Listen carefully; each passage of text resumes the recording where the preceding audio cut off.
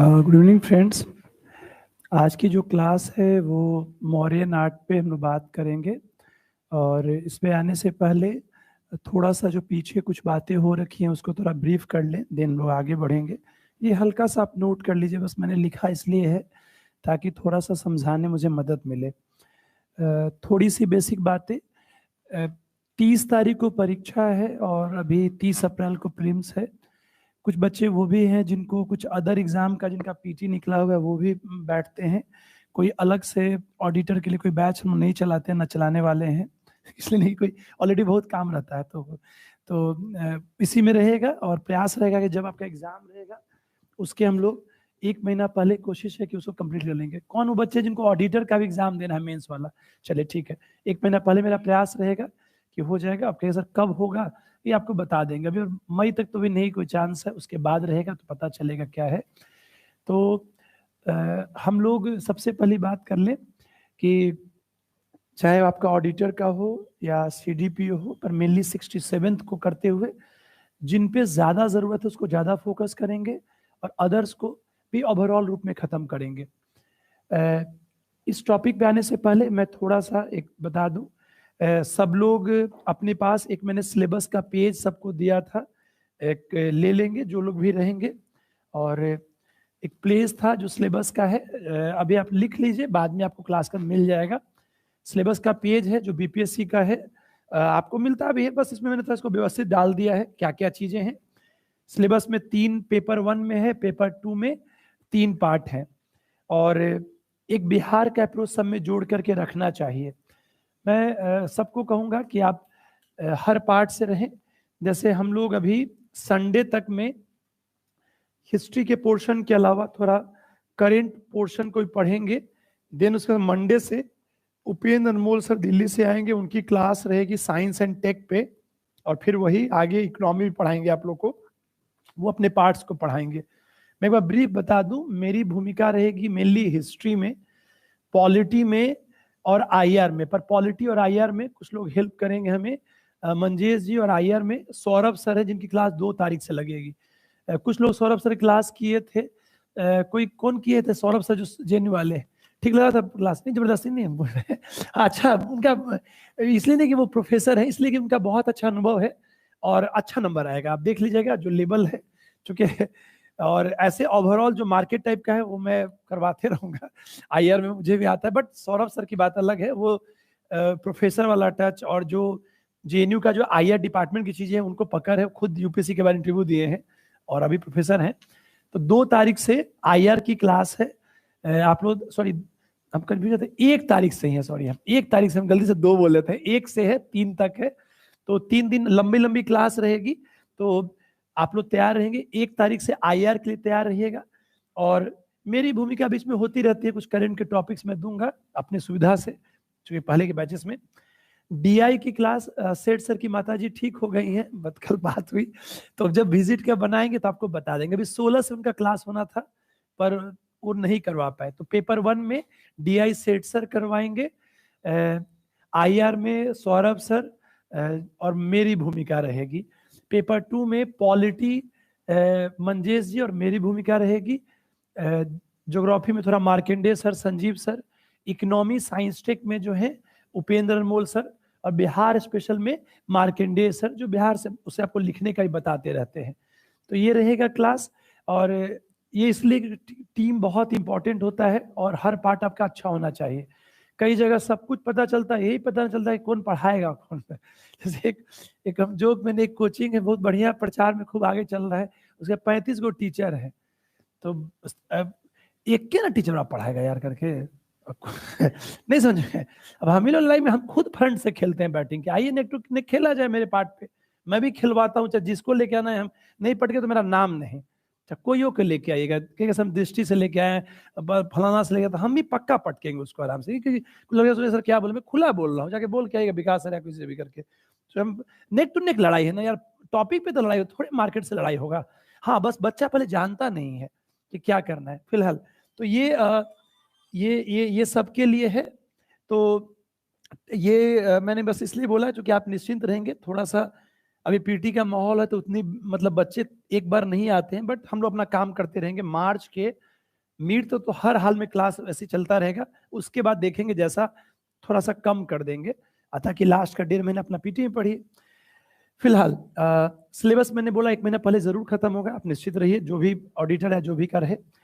Syllabus के बाद मैंने सब पार्ट पे 8 पार्ट पे आप सबको क्वेश्चन बैंक मिलता है। तो एक जैसे जो भी पार्ट होता है एक सिलेबस हो गया, जैसे हिस्ट्री चल रहा है तो हिस्ट्री का आपके पास बुकलेट रहेगा, जैसे इन्होंने एक बंडल बना रखा है, तो ऐसे ही आपके पास हिस्ट्री का, पॉलिटी का, आईआर का, सबका बना हुआ है। एक डीआई का जो नहीं मिला है वो हम प्रयास कर रहे हैं कि दे देंगे, पर इस संडे तक जरूर दे देंगे, वो बना हुआ है। तो ये सिलेबस हो गया, नेचर ऑफ क्वेश्चन हो गया। अब क्या सर क्वेश्चन बैंक तो मार्केट में जरूर होगा, पर इसमें क्या है कि टॉपिक में क्लासिफाई किया हुआ, वो उसकी अलग ब्यूटी है। जैसे पीटी में देखिए बाहर में लोग निकाले हुए हैं कि क्या क्या टॉपिक पढ़ना चाहिए, उससे पढ़ने फोकस मिलता है, कहाँ पे टारगेट करना है। तो ये सिलेबस हो गया, नेचर ऑफ क्वेश्चन मैंने पीछे ही बोला, हमेशा बोलता रहता हूँ हर क्लास में। और एक तीसरी बात समाप्त करूंगा, स्टडी मटेरियल। मेरा मानना है कि जब मेंस का आप एग्जाम देते तो अचानक आप बहुत कुछ नहीं पढ़ सकते हैं। आप हिस्ट्री में पेपर 1 में किताब आप नहीं पढ़ सकते हैं, आईआर में आप अखबार और प्रतियोगिता दर्पण मैगजीन्स पढ़ सकते हैं, डीआई में आप लास्ट ईयर के पेपर और जो अच्छा सेट प्रैक्टिस कर सकते हैं, पेपर 2 में पॉलिटी में लक्ष्मीकांत चाहे तो देख सकते हैं। बट आप कभी ध्यान से देखिए तो लगेगा जो बिहार के क्वेश्चन है उसको फोकस्ड पढ़ना बहुत जरूरी है। जैसे बिहार 4 पार्ट में क्वेश्चन पूछता है पॉलिटी में, एक पार्ट आपको देखिएगा प्रियम्बुल से लेकर के फंडामेंटल ड्यूटीज के बीच का रखता है, जिसमें से इस बार इंपॉर्टेंट है आपको फंडामेंटल राइट्स, प्रियम्बुल और आपका डीपीएसपी, ज्यादा इंपॉर्टेंट है डीपीएसपी। पार्ट 2 में आप एक्सिक्यूटिव लेजिस्लेटिव जुडिशरी को बांट सकते हैं, जिसमें कि हर बार, पिछली बार राष्ट्रपति पूछ दिया है तो इस बार चांस है कि गवर्नर पूछ दे, या जुडिशरी से एक्टिविज्म या रिव्यू पूछ दे। पार्ट 3 में आपको 3 टॉपिक फिर हिट है, सेंट्रल स्टेट रिलेशन, पंचायत और इलेक्शन, यहां से भी एक क्वेश्चन बीपीएससी पूछता है। और पार्ट 4 है मिसलेनियस, जिसमें फीचर्स ऑफ इंडियन पॉलिटी की जो बात होती है। तो बीपीएससी को वहां, हालांकि बुक में आप एनसीईआरटी 11-12 पढ़ सकते हैं, लक्ष्मीकांत पढ़ सकते हैं, पर मैं कहूंगा कि फोकस्ड एग्जाम से ज्यादा अच्छा करिएगा। आप एक बढ़िया नोट्स पढ़िए और करंट को अपने अखबार या मैगजीन से अपडेट करते रहिए, ठीक है। सेम हालत ज्योग्राफी में है, 11-12 का एनसीईआरटी बढ़िया सोर्स है। इकोनॉमी में भी एक किताब आती है मिश्रापुरी की बुक, देखिए याद रखिएगा, मिश्रापुरी किताब 2 बार बीपीएससी ने अपने मॉडल आंसर बाहर मार्केट में जारी किया था, दोनों बार का जो उत्तर लिखा हुआ था वो मिश्रापुरी से टिपा हुआ था, वहां तक कि लाइन सेम तक था। तो मतलब कि मिश्रापुरी जो बुक है वो कारगर है। जैसे कि इसी बार जो डीआई क्वेश्चन था वो ज्यादा मेहनत नहीं किया, बहुत पॉपुलर मैथ किताब है, आप सब जानते होंगे, क्या आर.एस. अग्रवाल, वहीं से दे दिया। तो इस बार हम लोग जो सेट प्रैक्टिस कर बनवा रहे हैं मेंस के लिए, उसमें उसको पूरा प्रयास किए हैं कि मैक्सिमम को ले सके, हालांकि फिर चेंज कर देगा। तो लेकिन मिश्रापुरी इकोनॉमी में बढ़िया सोर्स था। साइंस एंड टेक वो बनाता है कई बार यूपीएससी क्वेश्चन को, और उसका बड़ा एक सिंपल तरीका है, उपयोग पक्ष की बात करता है। और उपेंद्र सर वाले क्लास में आप पाएंगे उन लोग पे अच्छा बताते हैं, जो जोड़ने वाले पहलुओं पर, जिनकी क्लास आपको मंडे से आपकी क्लास रहेगी, थोड़ी लंबी क्लास रहेगी, 4 घंटे के आसपास की, 4 बजे से लेके 8 बजे तक चलेगा। तो आपको समय निकालना पड़ेगा, ही नहीं कि सर 2 घंटा है, तो वो रहेगा। तो हम लोग हर पार्ट पे, मैंने सिलेबस, नेचर ऑफ क्वेश्चन कहा, मैं सोर्स में आपको ज्यादा नहीं बोलूंगा, आपको कहूंगा कि सोर्स अभी वो समय नहीं है। ऐसे आप एनसीईआरटी पढ़ सकते हैं, लक्ष्मीकांत पढ़ सकते हैं, हिस्ट्री में स्पेक्ट्रम पढ़ सकते हैं, पर हम सोर्स का उतना भूमिका नहीं, आपको सटीक नोट्स रहे, समझ रहे, जिसको आप लिख सके, और राइटिंग पे जोड़ देते। Mains is all about writing writing writing. कल फिर हमको वीडियो याद आता है, यहाँ से बहुत सा वीडियो से बनाता है, लड़का का लिख रहा है, हमको इतना देख के, यहाँ से मेरा स्टूडेंट था दिल्ली में, उसको तो कह रहा कि राइटिंग का बात है, हमें तुमने आता तो राइटिंग किया नहीं, पर वो पटना में चला आता है तो भारी ज्ञान वान देता है, अच्छा देखता है उसको काफी, पर देखने वाले के साथ कोई गंभीर नहीं देखते होंगे, वो राइटिंग तो खुद नहीं करता है पर राइटिंग करवाएगा। अच्छा नहीं, फ्री में सब जो यूट्यूब में लाइक्स और शेयर वाला, सब्सक्राइब वाला ग्रुप चलता है फ्रेंड। तो यहाँ पे ये बस मैं दूसरे पे बस मजाक में बोला, कृपया भटकिए कम। तो ये रहेगा। अब हम लोग अपने आ जाए, आज जो पार्ट है, एक टॉपिक हमेशा पूछता है वो है बिहार में कला। तो मौर्य कला मेरा इसका खंड पे मोस्ट इंपॉर्टेंट है, जिसको मैं समझा करके लिखवाऊंगा, लेकिन इसके अलावा जो है उसको मैं विथ नोट्स खत्म करूंगा। मैंने वो नोट्स सब बच्चों को दे दिया है, कृपया उसको निकाल लें। एक दिन मैंने लिखवाया था इतिहास, संस्कृति और कला पर, मैंने कॉपी में लिखवाया था। किन्हीं ने लिखा हो अगर पूरा जो आप लिखी है, छोड़ी नहीं था क्लास में ना, चलिए किन्हीं का जिनका राइटिंग भी और अच्छा हो, कोई लिखे हो। कुंदन जी आप लिखे थे इतिहास, संस्कृति और कला पे, तो देखें नहीं किसकी राइटिंग अच्छी। हाँ आप तो देखें बाबू, हाँ क्योंकि हम खुद नहीं, बढ़िया है। मेरी बहुत हंसने वाली बात था अपने बारे में, हम इतने मतलब दिल्ली में अब ना, अब टाइप सिस्टम है। पहले क्या था, कोई बच्चा अच्छा तो उसको मार देते, जब तक नहीं आता क्लास में लिखवाना शुरू नहीं कर देते। जैसे जैसे कोई लड़का का अच्छा राइटिंग, तो जब तक एक बच्चा एक दिन 12 मिनट लेट से, तब तक हम वेट करते, आया नहीं आया नहीं आया, फिर शुरू हो गया लिखिए। वो इतना अच्छा लिखता था। वो IRS भी है, पंकज द्विवेदी उनका नाम है, 2009 बैच में पढ़े, तब तो 11 साल होने को आया। वो लोग वहां पे कमिश्नर हैं, अभी लुधियाना में है अभी। और तो राइटिंग भी मैटर करता है, इसी बच्चे का सही में अच्छा राइटिंग है। तो एक मैंने लिखवाया था दोस्तों, सब लोग पूरा बाबू क्लास किए है ना, चलिए ठीक है। तो एक, अभी हम बहुत चर्चा नहीं कर पाएंगे, बस थोड़ा सा बता देते हैं। एक मैंने सबसे पहले टॉपिक करवाया था, जो भी है ये सब एक्स्ट्रा टॉपिक है, जिसमें मैंने आपको बताया था इतिहास, संस्कृति और कला। ये मैं इसलिए बोल रहा हूं क्योंकि ये टॉपिक को मैं आज यहाँ यूज करूंगा आंसर राइटिंग जब हम लोग करेंगे। तो इसमें मैंने लिखवाया था कि इतिहास, संस्कृति और कला पर जो भी बातें हैं कि इतिहास क्या होता है, और इतिहास के 4 जो पक्ष होते हैं, राजनीति, अर्थव्यवस्था, समाज और संस्कृति, दोनों कैसे एक दूसरे को प्रभावित करता भी है और प्रभावित होते भी हैं। तो इस बात को मैंने इसमें समझाया है।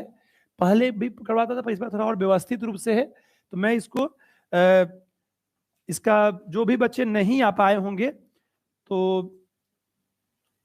इसका जरूरत में कोई दिक्कत तो नहीं, आपको आपत्ति तो नहीं ना है? हाँ ठीक है। हाँ तो ये हम कितने बच्चे हैं जो इस टॉपिक में नहीं आए थे, इतिहास और कला में? आप लोग नहीं आ पाए थे। 1 पेज, 2 पेज, 5 पेज, ठीक है। थोड़ा सा तुरंत हम मंगवा देते हैं। ये क्या करिए ना, ये पेज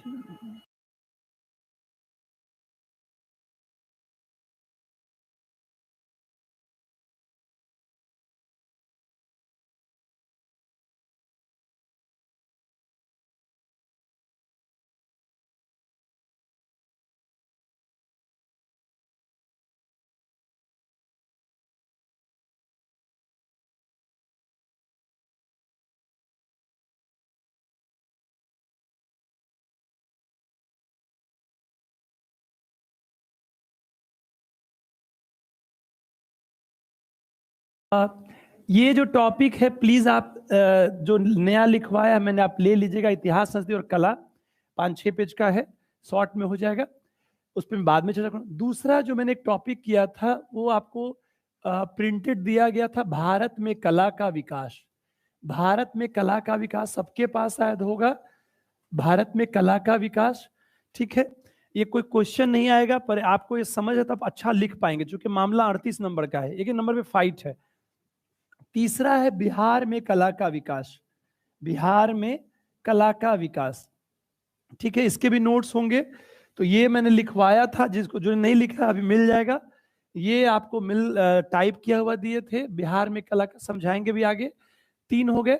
चौथा उसके बाद से ये मौर्य कला है, जिसको बहुत इंपॉर्टेंट 67 के लिए सबसे हिट क्वेश्चन कौन है? मौर्य नाट। तो इसलिए खूब इसको अच्छे से करना है। उसके बाद से 5वां क्वेश्चन दोस्तों है पाल कला। पाल कला का मैंने टाइप किया हुआ नोट्स दिया था, जिसको मैं समझाया भी हूं, थोड़ा और अच्छे से करके खत्म करेंगे आगे। 6ठा जो टॉपिक है वो है पटना कलम, पटना कलम चित्रकला। 7वां जो टॉपिक है दोस्तों है मधुबनी चित्रकला, मधुबनी चित्रकला। आया नहीं है लेकिन तैयार है, कभी तुलना ही पूछ दिया, तो यूपीएससी पूछे हुए है पटना कलम और मधुबनी पेंटिंग की तुलना करें। तो मेरा विनम्र आग्रह है कि जो लोग भी नए जुड़े हैं, कृपया करके इन सब का एक जगह नोट्स की फाइल किए रहिएगा और अपनी रीडिंग डालते रहिएगा, पढ़ाई करते रहिएगा। क्योंकि पढ़ाई करेंगे तभी जब हम लोग इस पे आएंगे तो आपको पढ़ने मदद मिलेगी। तो मैं इस पे बहुत ही बात नहीं करूंगा, बस 1-2 मिनट की बात है कि इतिहास जीवन के 4 पक्षों का अध्ययन है, जिसमें राजनीति भी है, समाज भी है, अर्थव्यवस्था भी है और संस्कृति भी है। इसी का एक पक्ष है संस्कृति, जो जीवन शैली है, जिसमें धर्म, कला, भाषा, साहित्य वगैरह होते हैं। और कला जो है वो सबसे प्रभावित भी होता है। जैसे यहीं पर आप देखिए, कला धर्म से प्रभावित हो रहा है कि नहीं, कला पॉलिटिक्स से प्रभावित हो रहा है कि नहीं। अगर ये समझे रहेंगे तो एनालाइज और अच्छा कर सकते हैं, तुलना कर सकते हैं। और यहीं पर आप ग्रेस लेते हैं जहां टेल क्वेश्चन होता है। रटा हुआ बहुत लोग देगा, ये विशेषता है वो है, लेकिन इसको कितना अच्छा प्रस्तुत करें, इसको कितना अच्छा एक्सप्लेन करें, इस पे आपके मार्क्स होते हैं। जैसे ये 38 मार्क्स का क्वेश्चन लगभग तय अब तक का, जैसे एग्जाम हो रहा है बीपीएससी का, आप बताइए कभी ऐसा कला पे क्वेश्चन नहीं आया हो? हर बार आया है। और 38वीं से देख लीजिए, कभी मिस नहीं हुआ है। जनजाति से भी यही हाल है। हाँ, इसको अब कुछ लोग, अब कई लोग नहीं, कई लोग तो बहुत सिंसियर हो गया, बाप रे, इतना सिंसियर लड़का आजकल सब नया दौर का है, एकदम पूरा। अब दौर बदल गया, वो नहीं रहा कि वो कहता है कि हमको इसमें हमको सबसे बेस्ट चाहिए कि कैसे हमको 30 तक पाए। वो बहुत चालाक होता है, डीआई बढ़िया कर लेता है, वो करेंट का अपडेट रखेगा, वो कहेगा कि हमको हिस्ट्री का बेस्ट चीज चाहिए। अब दौर बदल रहा है, वो नहीं रहा कि वो हवा में आप बेवकूफ से उड़ेगा, नहीं, वो जानता है कि क्वेश्चन का इंपॉर्टेंस, एक एक नंबर का मार है। जैसे एक एक नंबर कम से कई लोग बाहर हुए हैं, और एक नंबर क्या, कई बार टाई भी होता है, बीपीएससी में टाई होता है, कई बार पॉइंट से भी आदमी बाहर होता है। मुझे कई अनुभव है। सबसे मेरा लास्ट अनुभव है 0.32 का, जिससे मैं, वो तो पटना के चलते बाहर हुआ, पटना आ रहा उड़ा चाहे था प्रोफेसर में, तो 0.32 कम होता है जी बहुत। अब ये दे देता, 1 नंबर दे देता, हो जाता, आ रहा ही मिल जाता, 2 दे देता, एन को मिल जाता, लेकिन नहीं दिया।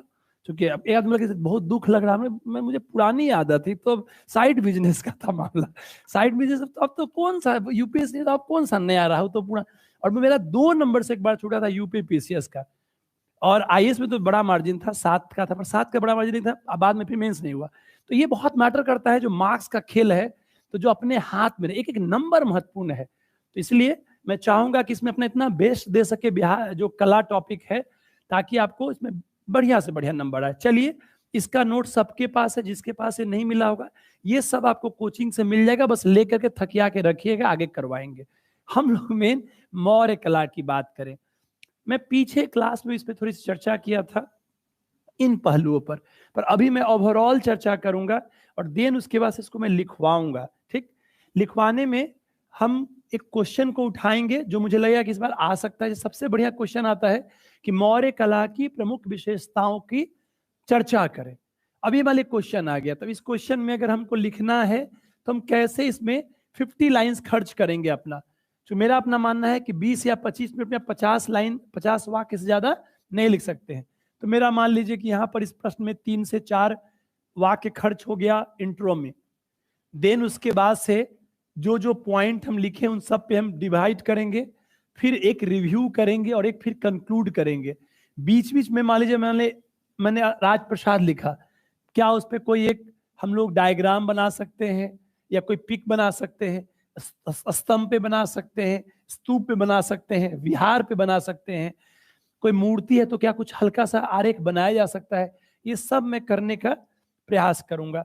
और इसमें जो पिक्स बनेंगे वो मैंने लास्ट क्लास में बोला था, एक बुक आती है फाइन आर्ट की, एनसीईआरटी की बुक है, मत खरीदिएगा। तो जो काम का ऑलरेडी हम शामिल किए रहेंगे कि बुक ही खरीद, तो उसमें जो कुछ उसमें जो पिक्स है बड़ा सिंपल बना हुआ है, पर कुछ कॉम्प्लेक्स भी है।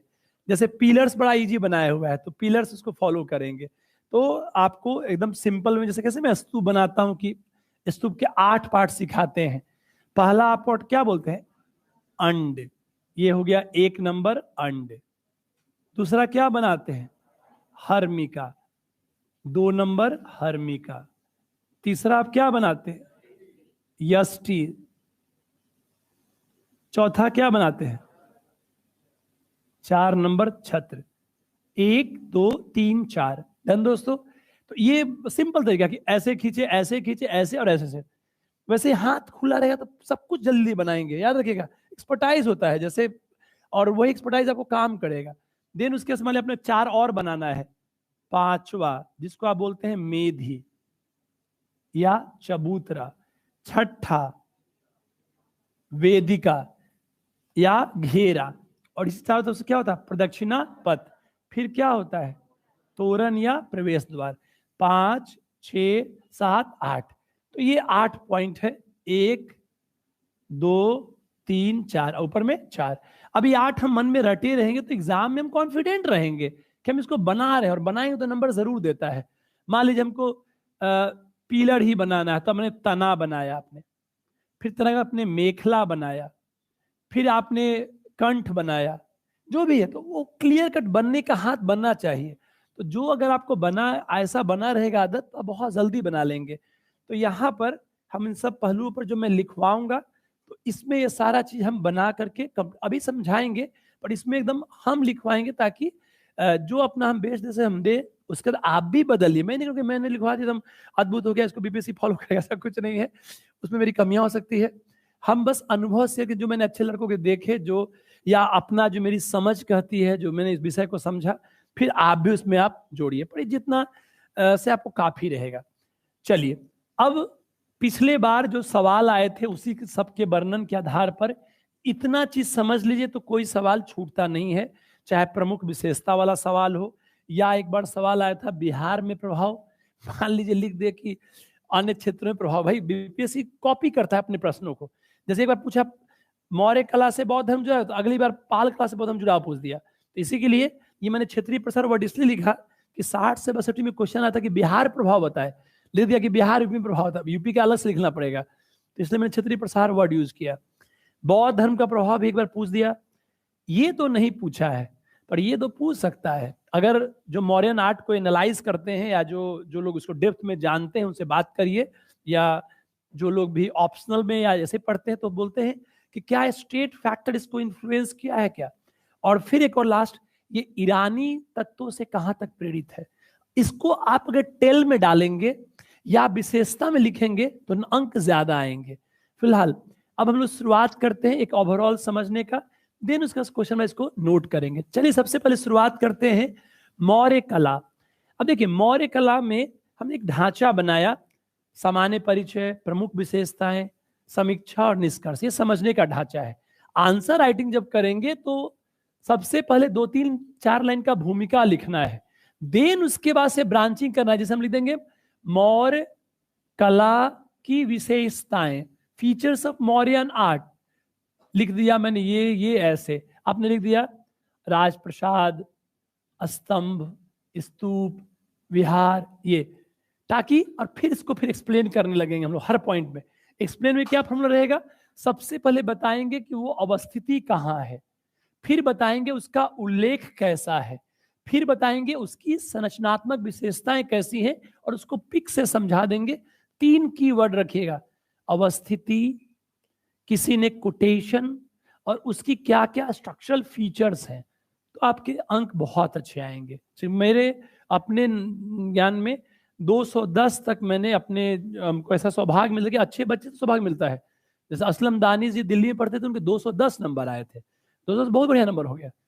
और पिछली बार में कई लोग के 190 के आसपास थे, तो ये अच्छे मार्क्स हैं। पिछले बार नहीं, उसके पहले वाले बार में। तो वही फॉर्मेट यूज करेंगे। अब आइए यहाँ पे सबसे पहले देखते हैं, अब ये कला टॉपिक को पढ़ेंगे तो सिर्फ कला की बातें होंगी। थोड़ा सा मैं ब्रीफ करना चाहूंगा, क्योंकि आप सबने जब बेसिक पढ़ा था तो पढ़ा था कि कला क्या करता है। कला अपने जनजीवन को, अपने लाइफ स्टाइल को रिप्रेजेंट करता है। कला जो पॉलिटिकल चीजें हैं, जो सोशल चीजें हैं, जो उसका वे ऑफ लाइफ है, उसको वो रिप्रेजेंट करता है, अभिव्यक्त करता है। ये बात आप पढ़ते हैं। अब ये जो लाइफ है, इसको थोड़ा सा अगर हम लोग समझ लेंगे तब इस पे आएंगे तो अच्छा लगेगा। आइए थोड़ा सा हम अपने इतिहास में आते हैं। एंशिएंट का ये टॉपिक है। एंशिएंट में आप सब ने पढ़ा है कि इसके 8 पार्ट हैं। पहला पार्ट आप पढ़ते हैं प्री हिस्ट्री, जो पाषाण काल वाला याद कर। इसमें क्या आपने पढ़ा था? क्या आपने कोई बड़ा आर्किटेक्चर पढ़ा? नहीं। क्या आपने स्कल्पचर पढ़ा? नहीं। मेनली आपने क्या पढ़ा? पेंटिंग। भीमबेटका का पेंटिंग आपको ध्यान में आ रहा होगा, ठीक है। फिर आप पढ़ते हैं इसके बाद हड़प्पा। हड़प्पा में आपको टाउन प्लानिंग है, जिसमें आर्किटेक्चर दिखता है, कांसे की नर्तकी की मूर्ति भी दिखती है, और कुछ जगहों पे पोट्रीज पे पेंटिंग उंटिंग भी दिखता है, कैसे पंचतंत्र जैसी कहानी लोथल में बनी हुई दिखती है। तो यहाँ पे आपको थोड़ा सा स्थापत्य भी है, मूर्ति भी है और चित्र भी है। फिर आते हैं वैदिक, इसमें कुछ वैसा चीज दिखता नहीं है। फिर आते हैं बौद्ध जैन। बौद्ध जैन में पाते हैं जब आखिरी समय होगा तो स्तूप बनने की चीजें दिखाई पड़ती हैं, स्तूपा का, लेकिन कोई खास नहीं। तो ये दो काल न के बराबर है, लेकिन स्टार्ट होता है मौर्य काल से। अब इसी में जो आप बात लिखते हैं सामान्य परिचय में कि मौर्यन आर्ट जो है वो भारत में जो हिस्ट्री ऑफ आर्ट है उसमें एक वाटर शेड है, एक युग विभाजक अध्याय है। युग विभाजक जैसे शब्दों का प्रयोग तब आप करते हैं जब कोई ऐसा टाइम जिसमें इतनी चीज हो जाए जो कि अलग पिछले से पूरा बदलाव दिखा दे। आपने मालिक लाइन लिखा कि कला के इतिहास में यह एक युग विभाजक अध्याय है।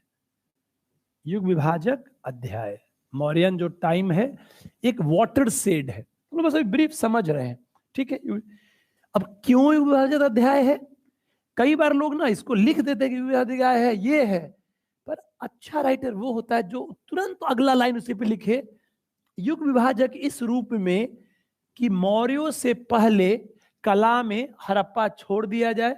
तो मेनली मिट्टी, लकड़ी वगैरह का प्रयोग है और जो प्रमाण है वो लॉन्ग टर्म एग्जिस्टिंग नहीं है। पर मौर्यों में आर्ट के जो फॉर्म है वो स्थिरता प्राप्त करते हैं, उसमें स्टैटिक नेचर आता है और उसके बाद से कंटिन्यूटी दिखाई पड़ेगा और आगे मौर्य का पोस्ट मौर्य, गुप्ता, पोस्ट गुप्ता आज तक चला रहेगा। मतलब मौर्यों से पहले कला में अस्थिरता है अगर हड़प्पा को छोड़ दे तो, लेकिन मौर्यों से कला व्यवस्थित दिखाई पड़ता है। तो यहां पर दो वर्ड यूज कर सकते हैं, कला में युग विभाजक है या कला का व्यवस्थित इतिहास प्रारंभ होता है। व्यवस्थित इतिहास प्रारंभ होता है। हम दो जो कोई भी वर्ड यूज करें, अपनी सुविधा से वर्ड यूज करेंगे, ठीक है। वाटर शेड या एक सिस्टमेटिक स्टडी कला का स्टार्ट होता है, क्योंकि इसके पहले के जो प्रमाण है वो हमारे पास स्थिरता से नहीं है और यहां से मिलते हैं, तो एक लाइन इस पर खर्च किया जाएगा। नंबर टू है, मैंने आपको जब कला पढ़ाया था बेसिक में या अभी भी जान लें, कोई ऐसी लाइन आप यूज कर सकते हैं जिससे जिस बात को लिख रहे हो उसको रिप्रेजेंट कर सके। जैसे आर्ट जो है वो किसी संस्कृति का वाहक होता है। आपने यहां पे कोट किया कला के बारे में, कला क्या होता है? किसी संस्कृति के तत्वों को आगे तक बढ़ा रहा है, वे फॉरवर्ड कर रहा है। तो आप बोलते हैं कि कला किसी जनजीवन के तत्वों का वाहक होता है, कला किसी जनजीवन की अभिव्यक्ति होता है, कला किसी संस्कृति का दर्पण होता है, कला कल्पनाओं की अभिव्यक्ति होती है। ऐसी कोई भी एक लाइन यहां पे आप यूज कर सकते हैं और इसी में फिर ऐड करेंगे कि इस परिभाषा के संदर्भ में मौर्य कला अपने स्थापत्य, अपने मूर्ति आदि के द्वारा इस बात को अभिव्यक्त कर रहा है। मतलब जो आपने कला पर लिखा कि जनजीवन की अभिव्यक्ति है, उसमें बात को लिखिए कि मौर्य काल अपने विभिन्न रूपों के द्वारा इस जनजीवन की अभिव्यक्ति दिखाई पड़ता है जो निम्नलिखित है। मैंने बोला कि मौर्य काल को एक ट्रेडिशन में देखें जिसमें युग विभाजक है या व्यवस्थित आरंभ है, लिखेंगे तो और क्लियर होगा, अभी बस समझ रहे हैं, पॉइंट्स बना रहे हैं। और दूसरा मैंने बोला कि कला जनजीवन की अभिव्यक्ति है और इस रूप में मौर्य कला भी इस बात का प्रमाण है जो कई पक्षों की अभिव्यक्ति करता है। ठीक है, दो लाइनें हो सकती हैं। तीसरी जो लाइन है जो कि एक नई लाइन है जो मैं यूज करूंगा और आप कर सकते हैं, हिस्ट्री का परिभाषा जो आप देते हैं तो बोला जाता है इतिहास बीती घटनाओं का अध्ययन है और उसमें 5 विशेषताएं देखते हैं। क्रमबद्धता, व्यवस्था, क्रमबद्ध मतलब क्रमवार होना चाहिए, व्यवस्था मतलब होता है राजनीतिक, आर्थिक, सामाजिक साइंस में बांट करके देखना है, और तीसरा बोलते हैं कंटिन्यूटी और चेंज, चौथा बोलते हैं सोर्स बेस्ड। एक लाइन यहां डाला जा सकता है स्रोत के बारे में, अपनी भूमिका में यूज कर सकते हैं इसके स्रोत क्या है। क्या आप ऐसा नहीं लिख सकते हैं कि वर्तमान में मौर्य कला के प्रमाण भारतीय उपमहाद्वीप के विभिन्न भागों से दिखाई पड़ता है। तो क्या ये लाइनें होंगी कि नहीं? जैसे आपने सोर्स बता दिया, आपने बता दिया इंडियन सब कॉन्टिनेंट। अब इंडियन सब मतलब क्या है? भारत भी, अफगानिस्तान भी, श्रीलंका भी, इन सब में आप पाइए कुछ प्रमाण मिलते हैं। खासकर आप इसको लिख सकते हैं कि मौर्य कला के प्रमाण भारत के अलावा पाकिस्तान, अफगानिस्तान या इंडियन सब कॉन्टिनेंट के विभिन्न क्षेत्रों से कई रूपों में दिखाई पड़ते हैं। तो एक लाइन ये भी हो सकता है। हमने कहा कला के इतिहास में मौर्यों का स्थिति क्या है? वाटर शेड है, या इससे व्यवस्थित इतिहास प्रारंभ होता है। नंबर 2, कला क्या है? रचनात्मक कल्पनाओं की अभिव्यक्ति है, और इस रूप में मौर्य के तत्व इस बात को दिखाने में समर्थ है। नंबर 3, स्रोत, भारतीय उपमहाद्वीप के विभिन्न भागों में मिले कई कला प्रतिरूप इस बात के साक्ष्य हैं। ठीक, ये 3 लाइनें लिखी जा सकती हैं। नंबर 4 लाइन, जिसको आप यहां पे लिख सकते हैं, नहीं तो पैरा 1 से लिख सकते हैं। नंबर 4 है खासकर मौर्यों के सेंस में कि कला समीक्षकों ने सामान्यतः मौर्य कला को 2 भागों में बांटा है। कला समीक्षक में कई हैं, जिसमें कि आनंद कुमार स्वामी बहुत पॉपुलर समीक्षक है मौर्यन आर्ट पे। तो कला समीक्षकों ने मौर्य कला को 2 भागों में बांटा है, जिसमें एक आप कहते हैं राजकीय कला और दूसरा आप बोलते हैं लोक कला। अब इसी को आगे हम लोग एक्सप्लेन करते जाएंगे। हम पहला बोल दिए कि भारत में कला का व्यवस्थित इतिहास या युग विभाजक अध्याय मौर्य काल से प्रारंभ होता है। एक दूसरा, कला किसी संस्कृति का परिचय देता है, और इस संदर्भ में मौर्य कला की चीजें भी संस्कृति का परिचय देती हैं। नंबर 3, स्रोत या साक्ष्य, भारत के विभिन्न भागों में और यहां तक कि इंडियन सब कॉन्टिनेंट के विभिन्न भागों में कई साक्ष्य दिखाई पड़ते हैं। नंबर 4, कला समीक्षकों ने इसको 2 भागों में बांटा है। इस क्रम में हम इसको फ्रेम कर सकते हैं। मैं इसको लिखवाऊंगा भी, पर पहले जो आप समझे रहेंगे वो सबसे बड़ा काम करता है आप लाइनों को यूज करना, न कि आए गुरुजी 2-3 मिनट प्रवचन दिए फिर शुरू हो गए लिखिए। वो मुझे पता नहीं, हम लाइफ में एक कोचिंग किए थे अपने समय में, बहुत पुरानी बात है, 97-98 की बात है, पटना में ही। दिल्ली में कोई कोचिंग नहीं किया था, बीए अपने से पढ़े, जेएनयू भी जो, और उसमें कभी हमारा नंबर नहीं है। गुरु जी आते थे 5-10 में फुकाए फिर शुरू हो गए लिखना, मतलब 5 मिनट भी नहीं हुआ सिर्फ उतरवाना शुरू। सर बोलते थे क्या लिखा है रे, छूट गया तुम्हारा, तुम तो सिर्फ लिखना उतरवाना, तो वो सब सेल। अरे हम लोग भी उतरवाते हैं, पर आप इंपॉर्टेंट को लिखवाइए, आप उसके पहले समझाइए। अच्छा बताइए, अगर 4 पॉइंट याद हो तो भूमिका लिखा जाएगी नहीं? एकदम लिखा जाएगा। आसान, तेज बच्चा से भी सुनने आता है, उसको 4 पॉइंट देगा लिख लेगा, पूछाएगा तो पहला इसी को लिख देगा, दूसरा इसको बना देगा, अपने मन से आगे पीछे भी करते रहेगा। कोर है। अब क्या सर हम इसमें 1-2 नया डाल सकते हैं, करके देखिएगा, शायद नहीं कर पाइएगा, नहीं समझो, बहुत रफ बोल रहे हैं, तो इस पॉइंट को बहुत साल से पढ़ा रहे हैं, हमको यही 4 पॉइंट से ज्यादा, और फिर व्यर्थ है तो कुछ आप लिखिए। पहला आप लिख सकते हैं कला के इतिहास में मौर्यों का महत्व। दूसरा आप लिख लेते हैं कला की परिभाषा, और मौर्य उस परिभाषा को अभिव्यक्त करता है। तीसरा आप लिख सकते हैं इसके साक्ष्य कई जगहों से मिलते हैं। और चौथा 2 पार्ट में बंटवारा। ठीक, इस पार्ट के बंटवारा के बाद आप जब हम लोग आंसर लिखेंगे तो ब्रांचिंग करेंगे। भूमिका के बाद ब्रांचिंग करना। कुछ बच्चा क्या करता है, शुरू में बना देता है, शुरू में तो अपने नोट्स के लिए बनाते हैं, शुरू में बनाता है, भूमिका के बाद ब्रांचिंग लिखिए। और ये हिटेड तरीका है। ये कृष्ण कुमार जी जब यहाँ हम लोग 63वीं से इस रूम में, तो बैच 63वीं से शुरू हुआ था, और तो उसमें किए थे। अब देखिए नंबर उनको 201 आया यार। राजकिशोर जी के 197 मार्क्स आए थे पेपर 1 में, बहुत बढ़िया नंबर हो गया। 180 बहुत बढ़िया नंबर आता है। अब वो लोग भी फॉर्मूला यूज करता है, जब भी आपको भूमिका लिख लेना है उसके बाद ब्रांचिंग कर दीजिए, भूमिका के बाद। और ये बहुत हिट तरीका है। एक चीज और मैंने सबको है दिया हुआ है, how to write a good answer, दिए हुए ना जी।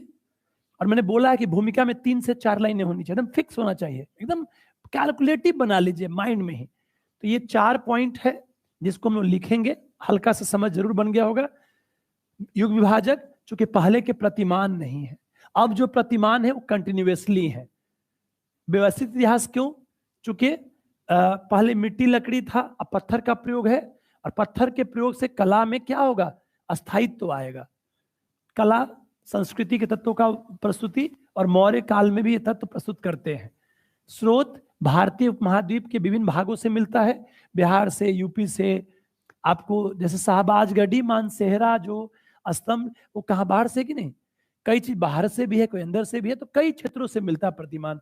और लास्ट समिश्रण इसको दो पार्ट में बांटा है, राजकीय कला और लोक कला। राजकीय कला का मतलब दोस्तों, तब इस पे बात करेंगे। राजकीय कला का मतलब है ऐसी कला जो राज्य के प्रश्रय में, स्टेट पैटर्नेज में विकसित होता है। ऐसी कला जो राज्य के प्रश्रय में विकसित होता है उसको क्या दोस्तों बोलते हैं? राजकीय कला। और ऐसी कला जो स्वतंत्र रूप से कलाकारों द्वारा निर्मित हुआ है तो उसे बोलते हैं लोक कला। लोक कला वर्ड से दोस्तों क्लियर है कि लोक कला जो होगा वो लोक जीवन से जुड़ा हुआ होगा। लोक जीवन क्या है? लोक जीवन में पाएंगे, लोक जीवन में आप पाएंगे कि जो कॉमन लाइफ है, जो कॉमन पीपुल द्वारा बनाया जा रहा है। जैसे आप मौर्य नाट पढ़ते हैं, यक्ष यक्षिणी की प्रतिमाएं आपको दिखाई पड़ेगा, यक्ष यक्षिणी आपको दिखाई पड़ेगा जो मौर्य नाट में, वो आपको है, वो लोक प्रतीक है। जैसे आप आइए पुराने समय में आप आएंगे तो कई सारे चीजें पब्लिक डोमेन की जो चीजें होती है उसको रिप्रेजेंट किया जाता है, जो कि पारंपरिक प्रतीक जैसे होते हैं। यहाँ पर भी आप पाएंगे कि अब जो है लोक कला में जो मूर्तियां बनेंगी वो पारंपरिक स्तर पे चीजें बनाई जाएंगी, वो पारंपरिक प्रतीक के रूप में दिखाई पड़ेंगे।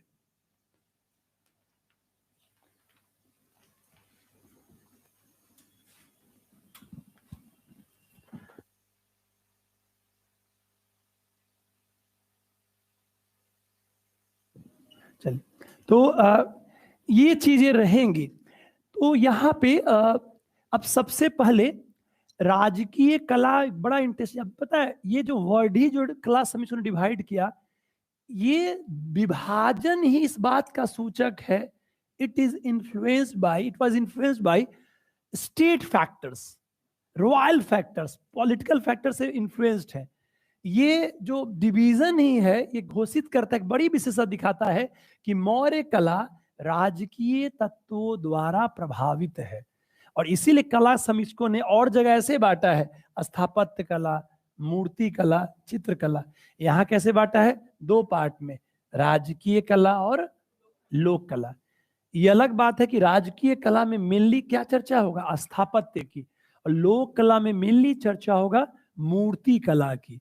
ठीक है, तो अब यहां पर जब हम लोग जब इसको लिखेंगे भी, अब इसे समझते हैं। राजकीय कला का तात्पर्य राज्य के प्रश्रय में विकसित होने वाली कला से है। लोक कला का तात्पर्य स्वतंत्र रूप से निर्मित कलाकारों द्वारा निर्मित कलाकृतियों से है। अब इसी में 4 पार्ट्स में बांटा गया है। दो को एक साथ सोचिए तो आपको हमेशा याद रहेगा। पैलेस सोचिए, उसमें पिलर सोचिए, और स्तूप और विहार जो कि बुद्धिज्म से रिलेटेड है। आप सब जानते होंगे स्तूप, चैत्य और विहार तीन वो तत्व हैं जो बौद्ध कला के 3 पॉपुलर रूप माने जाते हैं। यहां पर स्तूप और विहार है। चैत्य की परंपरा जो है वो पोस्ट मौर्य पीरियड से दोस्तों स्टार्ट होता है। चैत्य बौद्ध मंदिर होते हैं। हिंदू मंदिर कब से दोस्तों है? गुप्त काल से। और बौद्ध मंदिर कब से है? पोस्ट मॉडर्न पीरियड से। ठीक है, अब इसी बात को यहां पर अब आप सबको समझेंगे। मेरा एक फॉर्मूला बस याद रखिएगा, इन सब को पढ़ते समय 3 बिंदु आप याद रखिएगा कोर में। एक, जो भी चीज आप लिखने जा रहे हैं चारों पर, जैसे आपने लिखा रहा विशेषताएं, उनकी अवस्थिति क्या है ये जरूर बताने का प्रयास करिएगा। एक लाइन जरूर, कहां पे वो लोकेटेड है। एक नंबर 2, ये बात भी बताने का प्रयास करिएगा कि उस पर अगर कोई कोटेशन हो, अगर उस पर कुछ लिखा गया हो। जैसे राज प्रसाद आप पढ़ते हैं तो कैसे देखते हैं? गुप्त काल का आने वाला फाहियान बोलता है कि देवताओं द्वारा निर्मित है। एरियन उसकी तुलना जो मध्य एशिया में शूशा एक बतना की महल है उससे करता है।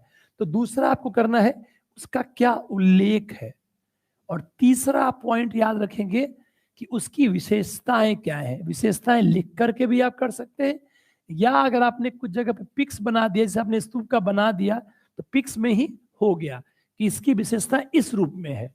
अभी नहीं कि बना भी रहे हैं फिर पूरा लिख रहे हैं, तो बहुत टाइम बर्बाद होगा। बनाना है तो लिखने की जरूरत नहीं है। कुछ जगह हाँ पेज जबरदस्ती भरने का मन है तो लिखिए, इसके नीचे में स्तूप है, इसके ऊपर ये है, ताकि एक आध पैरा तो काम का बढ़ाएगा ही, ज्यादा पेज बढ़ाएगा। तो ये बात है। तो यही 3 पैटर्न, मैं पैटर्न इसलिए बोलता हूं ताकि आपको फ्रेम ही याद रहता है। आप जब भी कोई टॉपिक पढ़ते हैं तो आपको चाहिए कि घर जाइए और उसको आप सिनॉप्सिस बनाइए। जो भी चीज मेंस का पास करने का बेस्ट तरीका है, अगर मेंस पास करना चाहते हैं, कि आप जो भी पढ़ाई करते हैं उन सब का एक कंक्रीट शॉर्ट रूप बना हुआ हो, जो आप टेस्ट दें तो उसको दोहराएं और एग्जाम को लिखें। आप जब एग्जाम दें तब भी वो बना हुआ रहेगा तो आप लिख पाएंगे। बहुत बच्चे इस बात को नहीं ध्यान देते हैं, वो मोटा मोटा नोट्स होता है, बाद में कुछ नहीं लिख पाइएगा। हम तो कहते हैं कि जो हिट टॉपिक करेंट का उसका ही बना के रखें, नहीं पॉइंट फॉर्म में। पॉइंट से ही आदमी को रिकॉल रहता है क्या क्या। मान ली हमें को इस पर बहुत चीज बोलना है तो पॉइंट रहेगा तभी ये बोल पाएंगे, लैंग्वेज तो अपने आप आपको आ जाएगा। ठीक है, तो यहाँ पे 4 बातें। अब आते हैं इसी फॉर्मेट पे इन सबको चर्चा करेंगे। आइए सबसे पहले हम बात करते हैं राजप्रसाद की। अवस्थिति में क्या बोल सकते दोस्तों, आप सब जानते हैं। कुम्हरार फैक्चुअल चीज है। कुम्हरार पाटलिपुत्र वर्तमान बिहार क्षेत्र में है। हमेशा लिखते समय पहले जगह का नाम, फिर उस प्रांत का नाम, और फिर उसके बाद से देश का नाम भी आप यूज कर सकते हैं कि अवस्थिति। दूसरा लाइन आप पाएंगे उल्लेख तो कई लोगों ने किया है। सबसे पहले हम बात करेंगे, आप सब याद करिए एरियन का। एरियन जो है ग्रीक विद्वान है, एरियन, डस्टिन, डायडोरस, प्लिनी, प्लूटार्क। तो एरियन ने इसकी चर्चा की है। और इस समय मिडिल एशिया का जो एरिया, जो मध्य एशियाई क्षेत्र है, वहां बड़े बड़े राजमहल बनते थे। एरियन कहते हैं कि उसकी तुलना में और उससे भी काफी भव्य है। सुशा, एकबतना, ये आपको नाम नहीं आता कि मध्य एशियाई क्षेत्रों में जो बड़े बड़े राजप्रसाद बनते थे, उस कंपैरिजन में ये राजप्रसाद दिखाई पड़ता है जो एरियन कहते हैं। तो एक आपने बता दिया कुम्हरार, पटना बिहार में अवस्थिति। एक आपने बता दिया एरियन का स्टेटमेंट। ठीक, मैं लिखवाऊंगा अभी माइंड को फ्रेम में समझे। देन उसके बाद से एरियन के अलावा एक और चर्चित नाम है, वो नाम है फाहियान, जो मौर्य काल के नहीं है, मौर्य काल के बाद आते हैं, गुप्ता पीरियड के हैं। और इन्होंने इस स्थापत्य को देवताओं द्वारा निर्मित बताया है। तो ये भी बड़ा काबिले तारीफ की बात है कि गुप्त काल में आया हुआ आदमी अपने पूर्व के स्थापत्य की भव्यता से इतना प्रभावित है कि बोल रहा है कि देवताओं द्वारा निर्मित है। तो आप ये 2 कोटेशन में से एक कोटेशन को यूज कर सकते हैं जो इसके वर्णन में काम आएगा। तो एक तो अवस्थिति पे लाइन खर्च होगा, एक लाइन इस कोटेशन पे खर्च होगा। तीसरी बात आ जाइए इसकी संरचनात्मक विशेषताएं, स्ट्रक्चरल क्या फीचर्स हैं, और आप लिखिए उसको वहां पे। जैसे मैं तो कहूंगा कि बोलता हूं कि आप लिखिए भौगोलिक अवस्थिति, आप उसको बताइए कि भौगोलिक अवस्थिति, अब पॉइंट डालिए। मैंने कई बार कहा है, कॉपी डाला है, मैं फिर, हालांकि वो ऑप्शन का कॉपी है पर मैं जीएस में डाल दूंगा। कई जो भी अच्छे नंबर लाते हैं उनको सब में नंबर अच्छा आता है। और पॉइंट को लिखिए और फिर अंडरलाइन मारिए। अब यहाँ पे आपने लिखा भौगोलिक अवस्थिति, अब भौगोलिक अवस्थिति पर अंडरलाइन मार दीजिए 1 पॉइंट, फिर लिखिए उल्लेख, फिर अंडरलाइन मार दीजिए जो लिखा हुआ है, फिर संरचनात्मक विशेषताएं अंडरलाइन मार दीजिए। तो देखेगा कि 3 पॉइंट लिखा हुआ है। और ये हमेशा याद रखिएगा कि उसको दिखना चाहिए आपकी कॉपी स्पष्टता में, वो दिखेगा तभी नंबर देगा। कई बार कई लड़के लिखते उतना अच्छा नहीं है, कंटेंट नहीं, पर इतना बढ़िया से माहौल बना के लिखते हैं, शुरुआत में धराशायी हो जाता है एग्जाम पर। जैसे एक ऑनलाइन डाला था, फिर जो मेरे सीनियर हैं तो उनका कभी मतलब क्या बोला जाए, कुछ होता ही नहीं था, पर हम एक दिन बोले कि इनका जब होगा ना तो अच्छा ही चीज मिल जाएगा। तो यूपीएससी तो अटेम्प्ट खत्म हो गया था और राइटिंग उनकी बड़ी सुंदर थी और बम्बार्डिंग अच्छा करना चाहते थे। शुरुआत ऐसा लिखना था कि बहुत बड़ा लिखने जा रहे हैं, और उनका हुआ तो खूब अच्छा रैंक आया। अभी वो बनारस में कमिश्नर है, यूपी में पोस्ट होता है ARTO, मतलब दूसरे संदर्भ में समझिएगा, मतलब लाइव में बोलना ठीक नहीं है।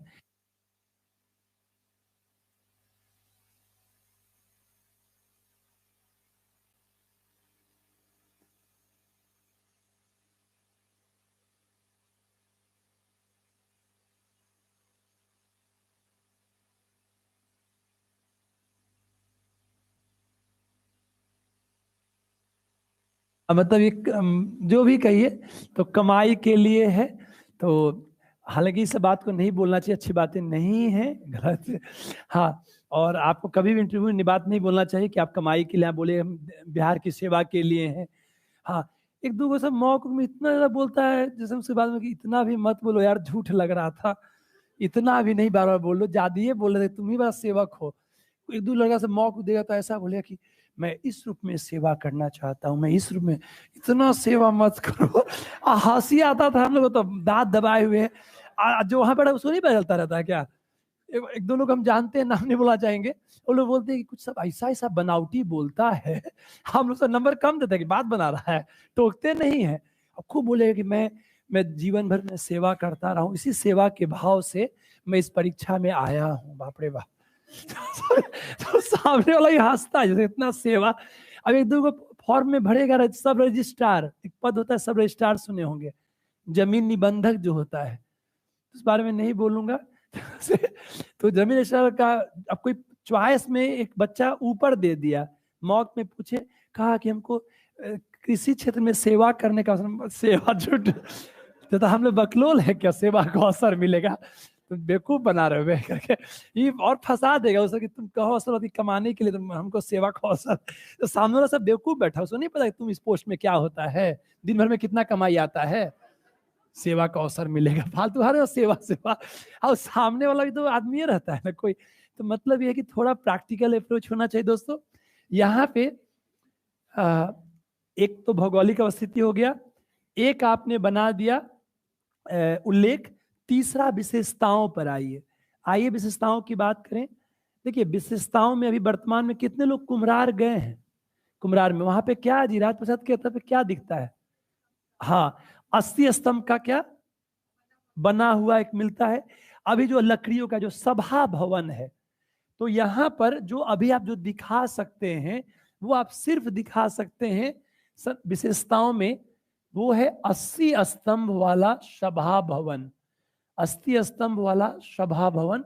मैं आपको इसमें जो पिक बनाऊंगा वो एग्जैक्टली तो नहीं, लेकिन लगभग उसी तरह से रहेगा जो जिन लोगों ने पहले खुदाई की थी, उसके बाद से जो म्यूजियम में पिक डाला हुआ है, जिसमें आप पाएंगे कि ये जो भवन है उसमें आपको एक पिक दिखाई पड़ेगा, जिसमें आरेख चौकोर आप बना देंगे, जो आप बना सकते हैं।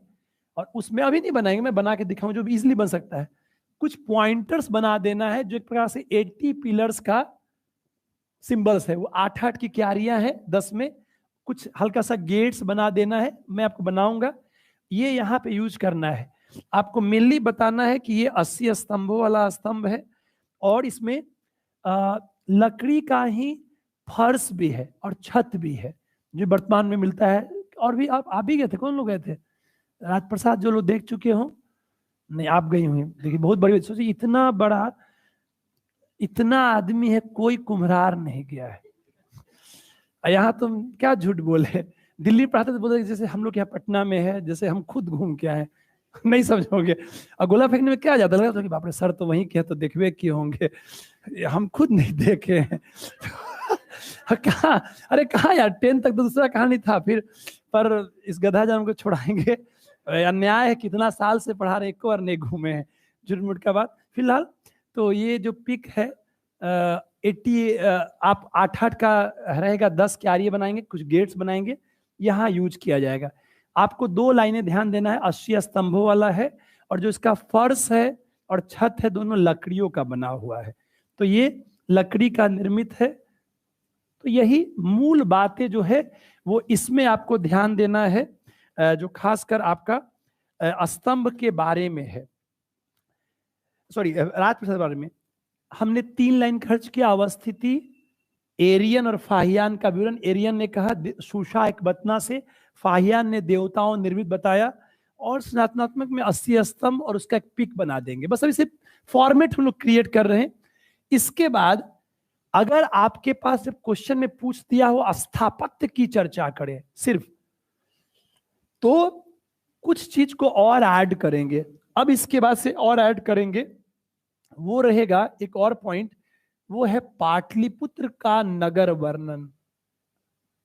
पाटलिपुत्र का नगर वर्णन, ये आपको लिखा हुआ मिलता है। इसको आप चाहेंगे कि देख ले तो बड़ा मुश्किल है। अभी जो नगर वर्णन है दिख रहा है जी, अभी नहीं है। तो राज प्रसाद के साथ साथ आप पाटलिपुत्र का नगर वर्णन भी एक पैरा कर सकते हैं, अगर क्वेश्चन स्थापत्य पे फोकस हो, ऐसे एक लाइन लिख ही सकते हैं। अब इस नगर वर्णन में क्या क्या चीजें हो सकती हैं दोस्तों, वो है सबसे पहली बात, यहाँ का अवस्थिति तो क्लियर ही है, जो पाटलिपुत्र नगर है अभी उसी की अवस्थिति की चर्चा है ट्रेडिशनली, नंबर 1। नंबर 2, इसका जो उल्लेख है वो उल्लेख किया है मेगास्थनीज ने। आप सब जानते होंगे मेगास्थनीज उस दौर के हैं, शेलुकस के दूत थे और दरबार में आए थे। और आप सब जानते हैं कि जैसे कौटिल्य ने ओवरऑल प्रशासन की चर्चा की है, तो वैसे मेगास्थनीज ने नगर पर विस्तारित वर्णन किया है। नगर की संरचना पर, नगर की आर्किटेक्चर पे विस्तृत वर्णन किया है। तो यहाँ पे आप बात देखेंगे मेगास्थनीज की इंडिका में इसका उल्लेख है। आप थोड़ा धीरे धीरे कुछ फॉर्मेट सी कैसे लिखने तरीका समझ रहे होंगे। एक लाइन अवस्थिति पर खर्च, एक लाइन उल्लेख पर खर्च, और तीसरा लाइन फिर इसका संरचनात्मक विशेषता जो उल्लेख किया है। इस विशेषता में अपने मन में एक आप पिक को बनाइए जो आपको काम करेगा, और उसी चीज को आप याद रखेंगे तो बहुत अच्छा रहेगा।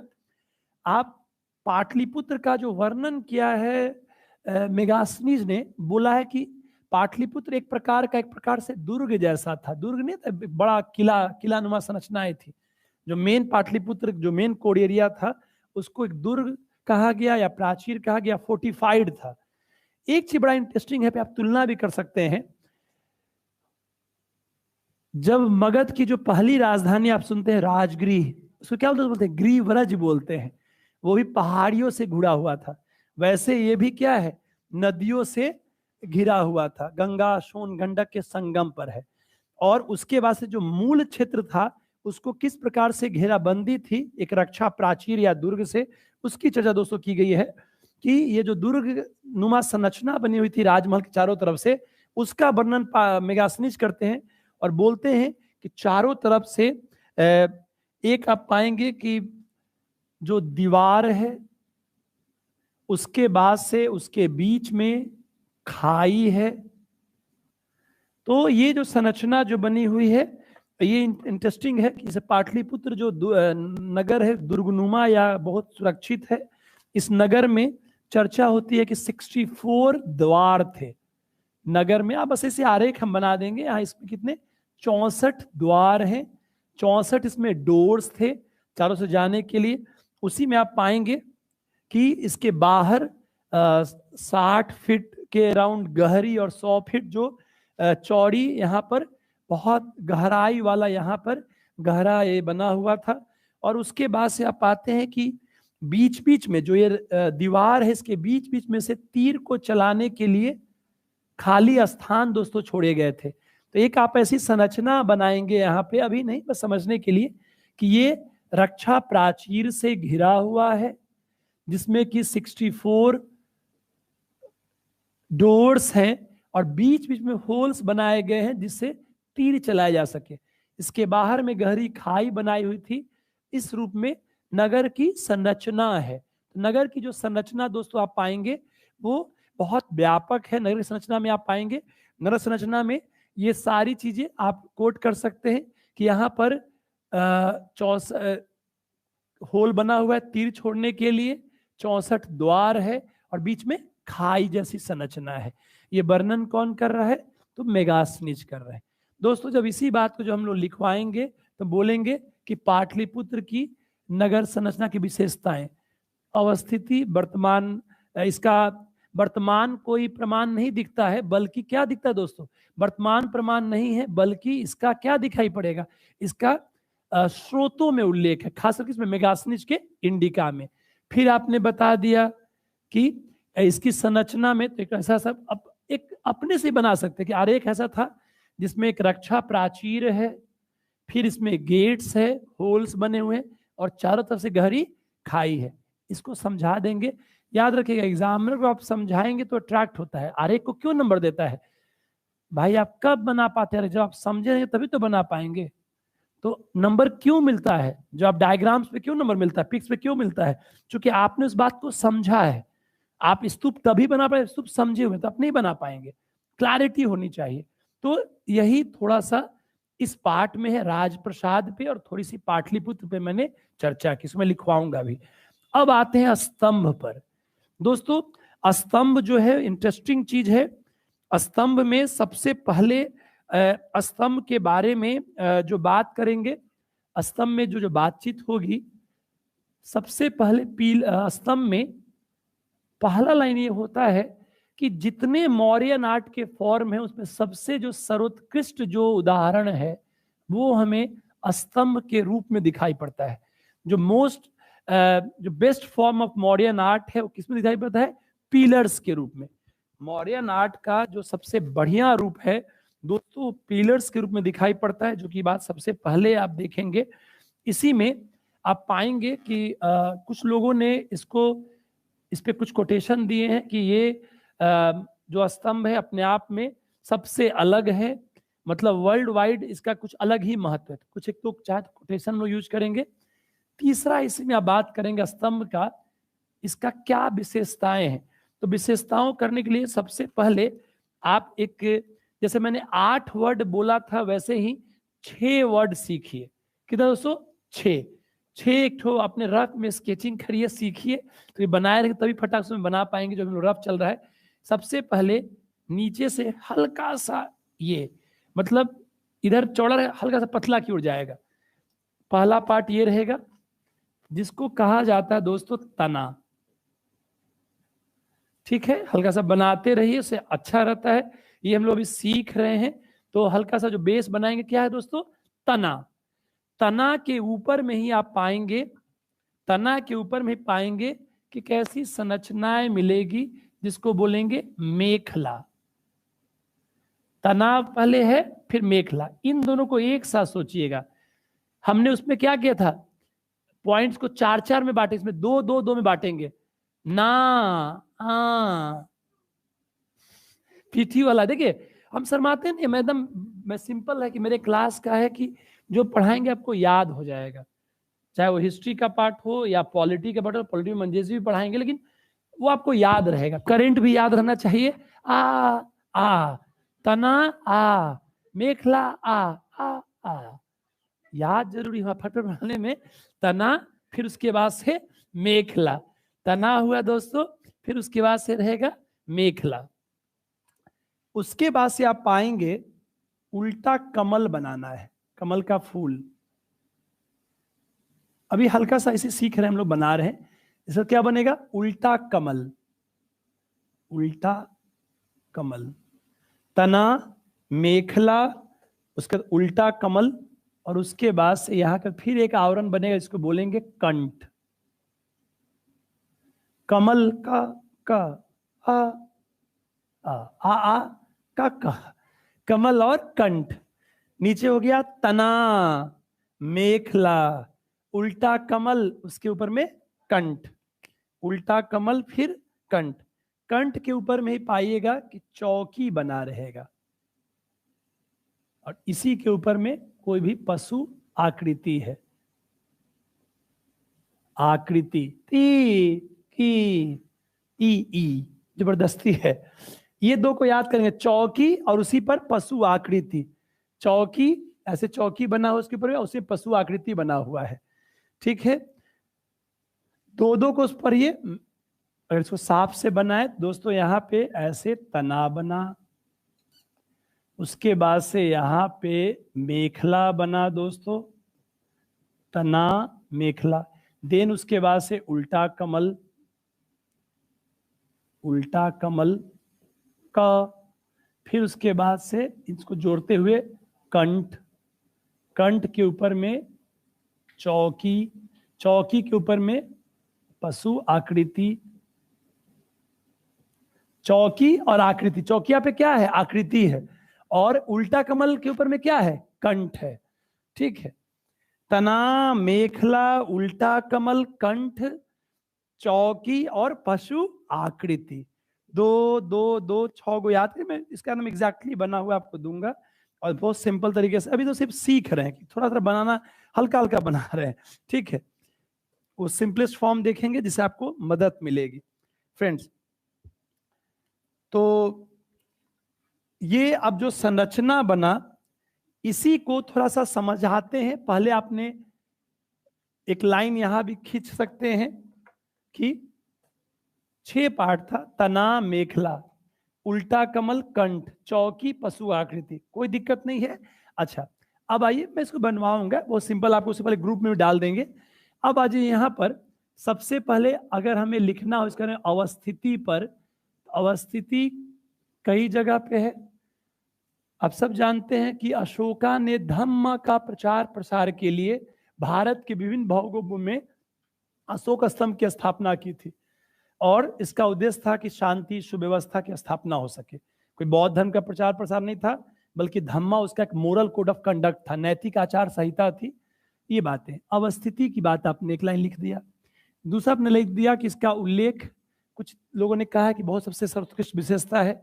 और तीसरा, इसकी विशेषता में 6 पॉइंट आपने बोला, 6 जो आकार है, पर इसका जो बनावट है उसमें भी कई विशेषता दिखती है। जिसमें सबसे पहले आप देखते हैं कि ये एकाश्म पत्थर का है, एकाश्म पत्थर का है। मतलब जो बनावट की गई वो एक ही पत्थर का है, कई पत्थर को टुकड़ा टुकड़ा जोड़ा नहीं, एक बड़ा शिलापट हुआ उसी में से बनाया गया है।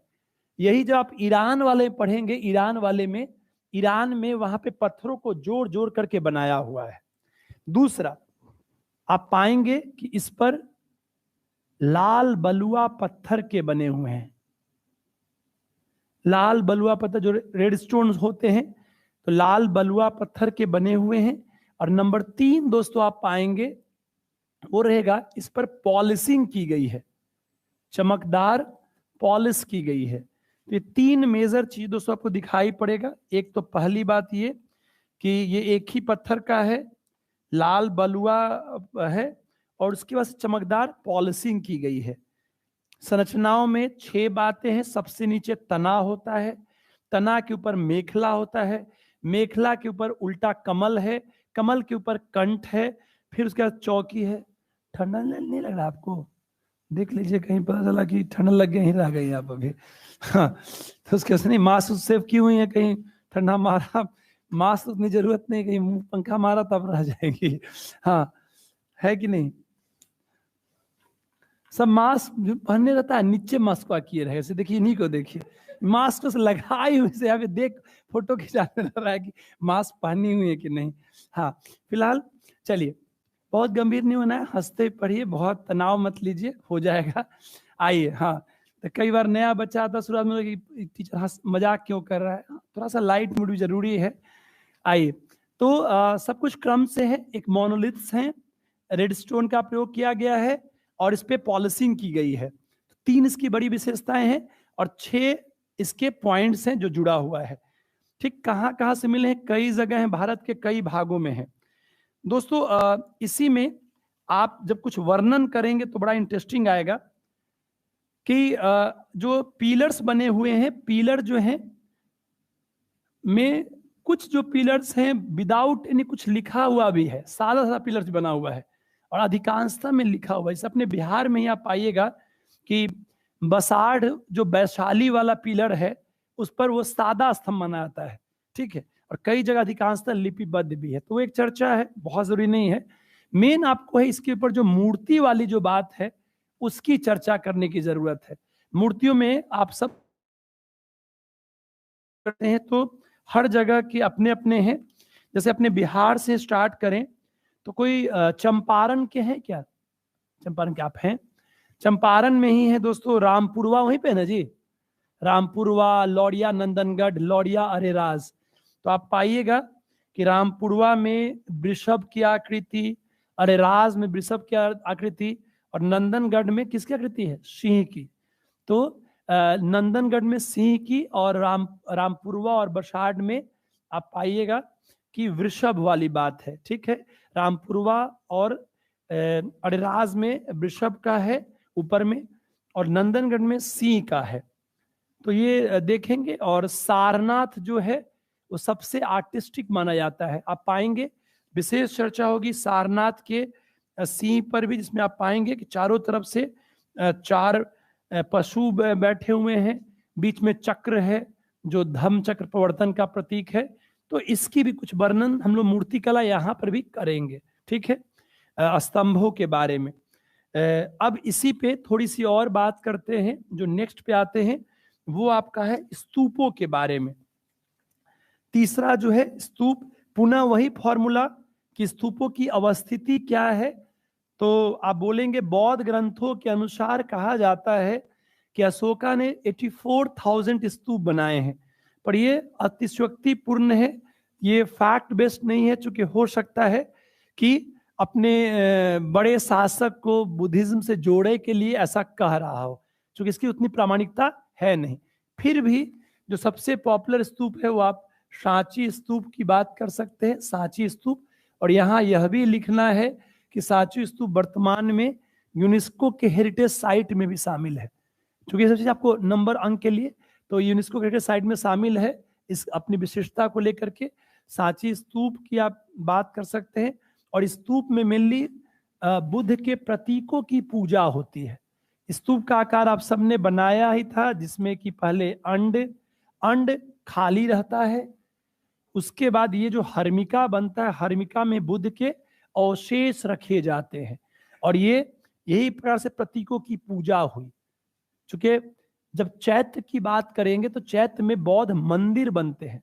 चैत्य क्या है? बौद्ध मंदिर है। पर स्तूप क्या है? प्रतीकों की पूजा के स्थल है। उसके बाद से यष्टि जो है, और ये छत्र है। छत्र में ही पाएंगे, छत्र सिंबल्स हैं श्रद्धा, सम्मान और उदारता। श्रद्धा, सम्मान और उदारता के प्रतीक हैं जो 3 छत्र होते हैं। तो ये भी बुद्धिज्म से जुड़े हुए हैं। 3 छत्र जो हैं श्रद्धा, सम्मान और उदारता के प्रतीक हैं। उसके बाद से आप पाइएगा कि जो मेधी या चबूतरा, उसके बाद जो चारों तरफ जो घेरा होता है दोस्तों, घेरा में देखिएगा कि दीवार बनी हुई होती है, और दीवार पर ही आप देखिएगा चित्रण किए रहते हैं। सांची स्तूप में आप जाएंगे तो यहाँ पर जातक कथाएं चित्रित की गई हैं। जातक कथाएं में पशु पक्षियों के साथ बौद्ध के संबंधों की चर्चा है। यहीं पे आप पाएंगे बुद्ध के बोधिसत्व रूप में है, जिसमें कहा जाता है कि कोई खुद निर्वाण प्राप्त कर लेता है और दूसरे के कल्याण के लिए आता है। तो ये भी चीज दोस्तों आपको यहाँ पर चित्रों के रूप में दिखाई पड़ेगा। मैं वहां एक्सप्लेन भी करूंगा कि कैसे बौद्ध धर्म जुड़ा हुआ है। जो बौद्ध फिलॉसफी है वो आपको इसमें भी दिखाई पड़ता है और दीवारों के चित्रों पे भी दिखाई पड़ता है। तोरण जो आप पाएंगे, जो प्रवेश द्वार कहलाता है, इस पर भी कुछ आकृतियां बने हुए, कुछ चित्र बने हुए हैं जो कि बौद्ध धर्म के प्रतीक हैं। मैं बस अभी थोड़ी थोड़ी वही बात कर रहा हूं जो कि आपको आइडिया है, फिर जो इसको लिखवाएंगे तो उसे शामिल रहेगा। तो ये चीजें यहाँ पर हैं। तो स्तूप में पहला बोलेंगे अवस्थिति, कई जगह स्तूप है। उल्लेख, बौद्ध ग्रंथों में स्तूपों का उल्लेख किया गया है। विशेषताएं में ये बात है, वही 3 फॉर्मूला याद रखना है, अवस्थिति, उल्लेख और विशेषता। ठीक दोस्तों, अब आ जाते हैं चौथी जो बात है वो आपका है विहार। विहार आप सब जानते हैं कि बिहार में बौद्ध भिक्षुओं का निवास स्थान का तात्पर्य विहारों से है, और विहारों के आधार पर ही बिहार का नाम बिहार पड़ा है। फिलहाल यहाँ पे जब हम लोग बिहारों की बात करते हैं मौर्य काल में, तो सबसे पहले विहार को हम लोग 2 संदर्भों में देखते हैं, जो विशेषकर जो वर्तमान गया और जहानाबाद का क्षेत्र है वहां पर स्थित है। एक है दोस्तों बराबर पहाड़ियों में जो बिहार मिले, बराबर पहाड़ियों में, और एक जो है वो है आपका नागार्जुनी पहाड़ी में। याद रखना है, वर्तमान में जो नागार्जुनी पहाड़ी सुनते हैं वो आपका आंध्र प्रदेश में है, बट अभी जो हम मौर्य काल में जिस नागार्जुनी पहाड़ी की बात करते हैं वो अपने गया वाला क्षेत्र का नागार्जुनी पहाड़ियां हैं, गया जो एरिया में है उसी एरिया में था। तो बराबर पहाड़ियां और नागार्जुनी पहाड़ियों में विहार बनाए गए हैं। विहार भिक्षुओं के निवास स्थान होते हैं, जैसे स्तूपों में प्रतीकों की पूजा है। चैत्य में बौद्ध मंदिर वाली बात है। वैसे जो विहार होते हैं, बिहार में आप पाएंगे दोस्तों कि बिहार में भिक्षुओं का निवास स्थान की बात होती है। अब इसी में आप पाएंगे कि बराबर पहाड़ियां जो हैं, यहीं पर खासकर दो आप नाम सुनिएगा, सुदामा और कर्णचौप।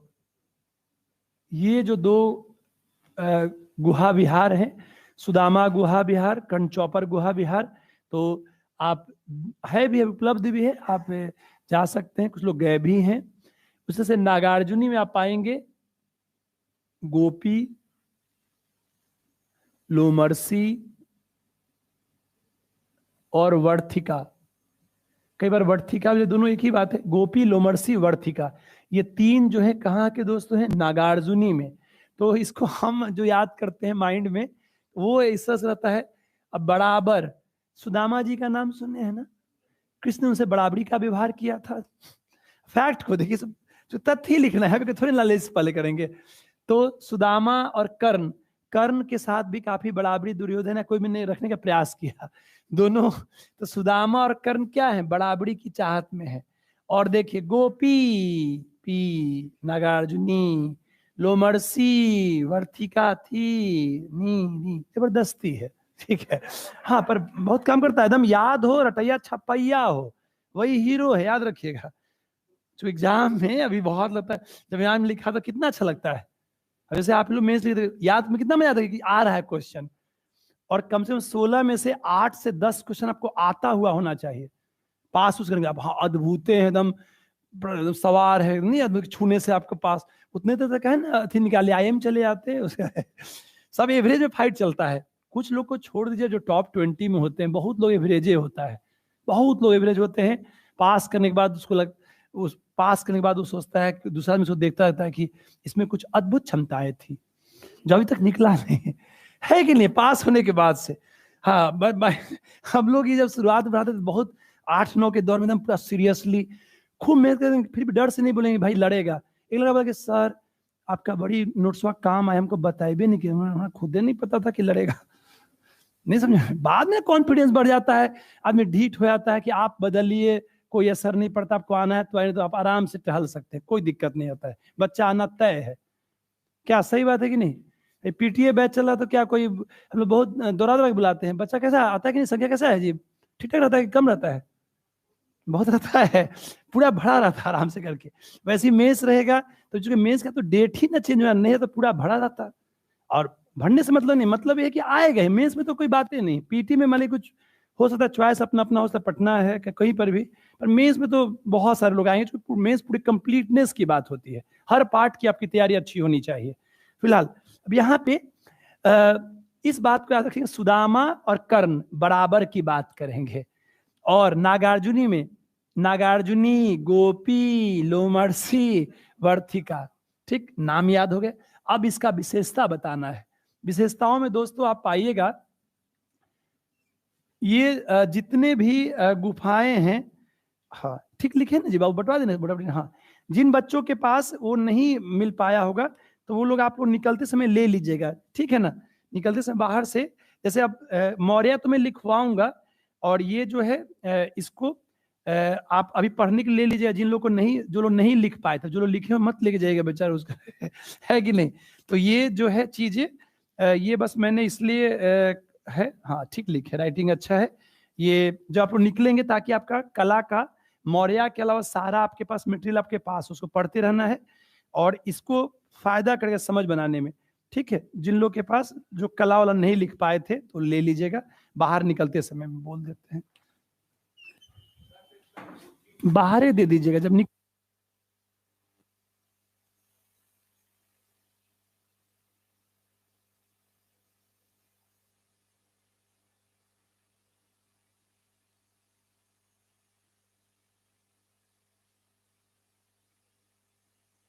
चलिए। तो इसके लिए हाँ, तो अब इसमें है नहीं, उसे तो सेट बना था, नोट्स भी बहुत काम करता है, जब बना रहे तब बहुत रिलैक्स रहिएगा।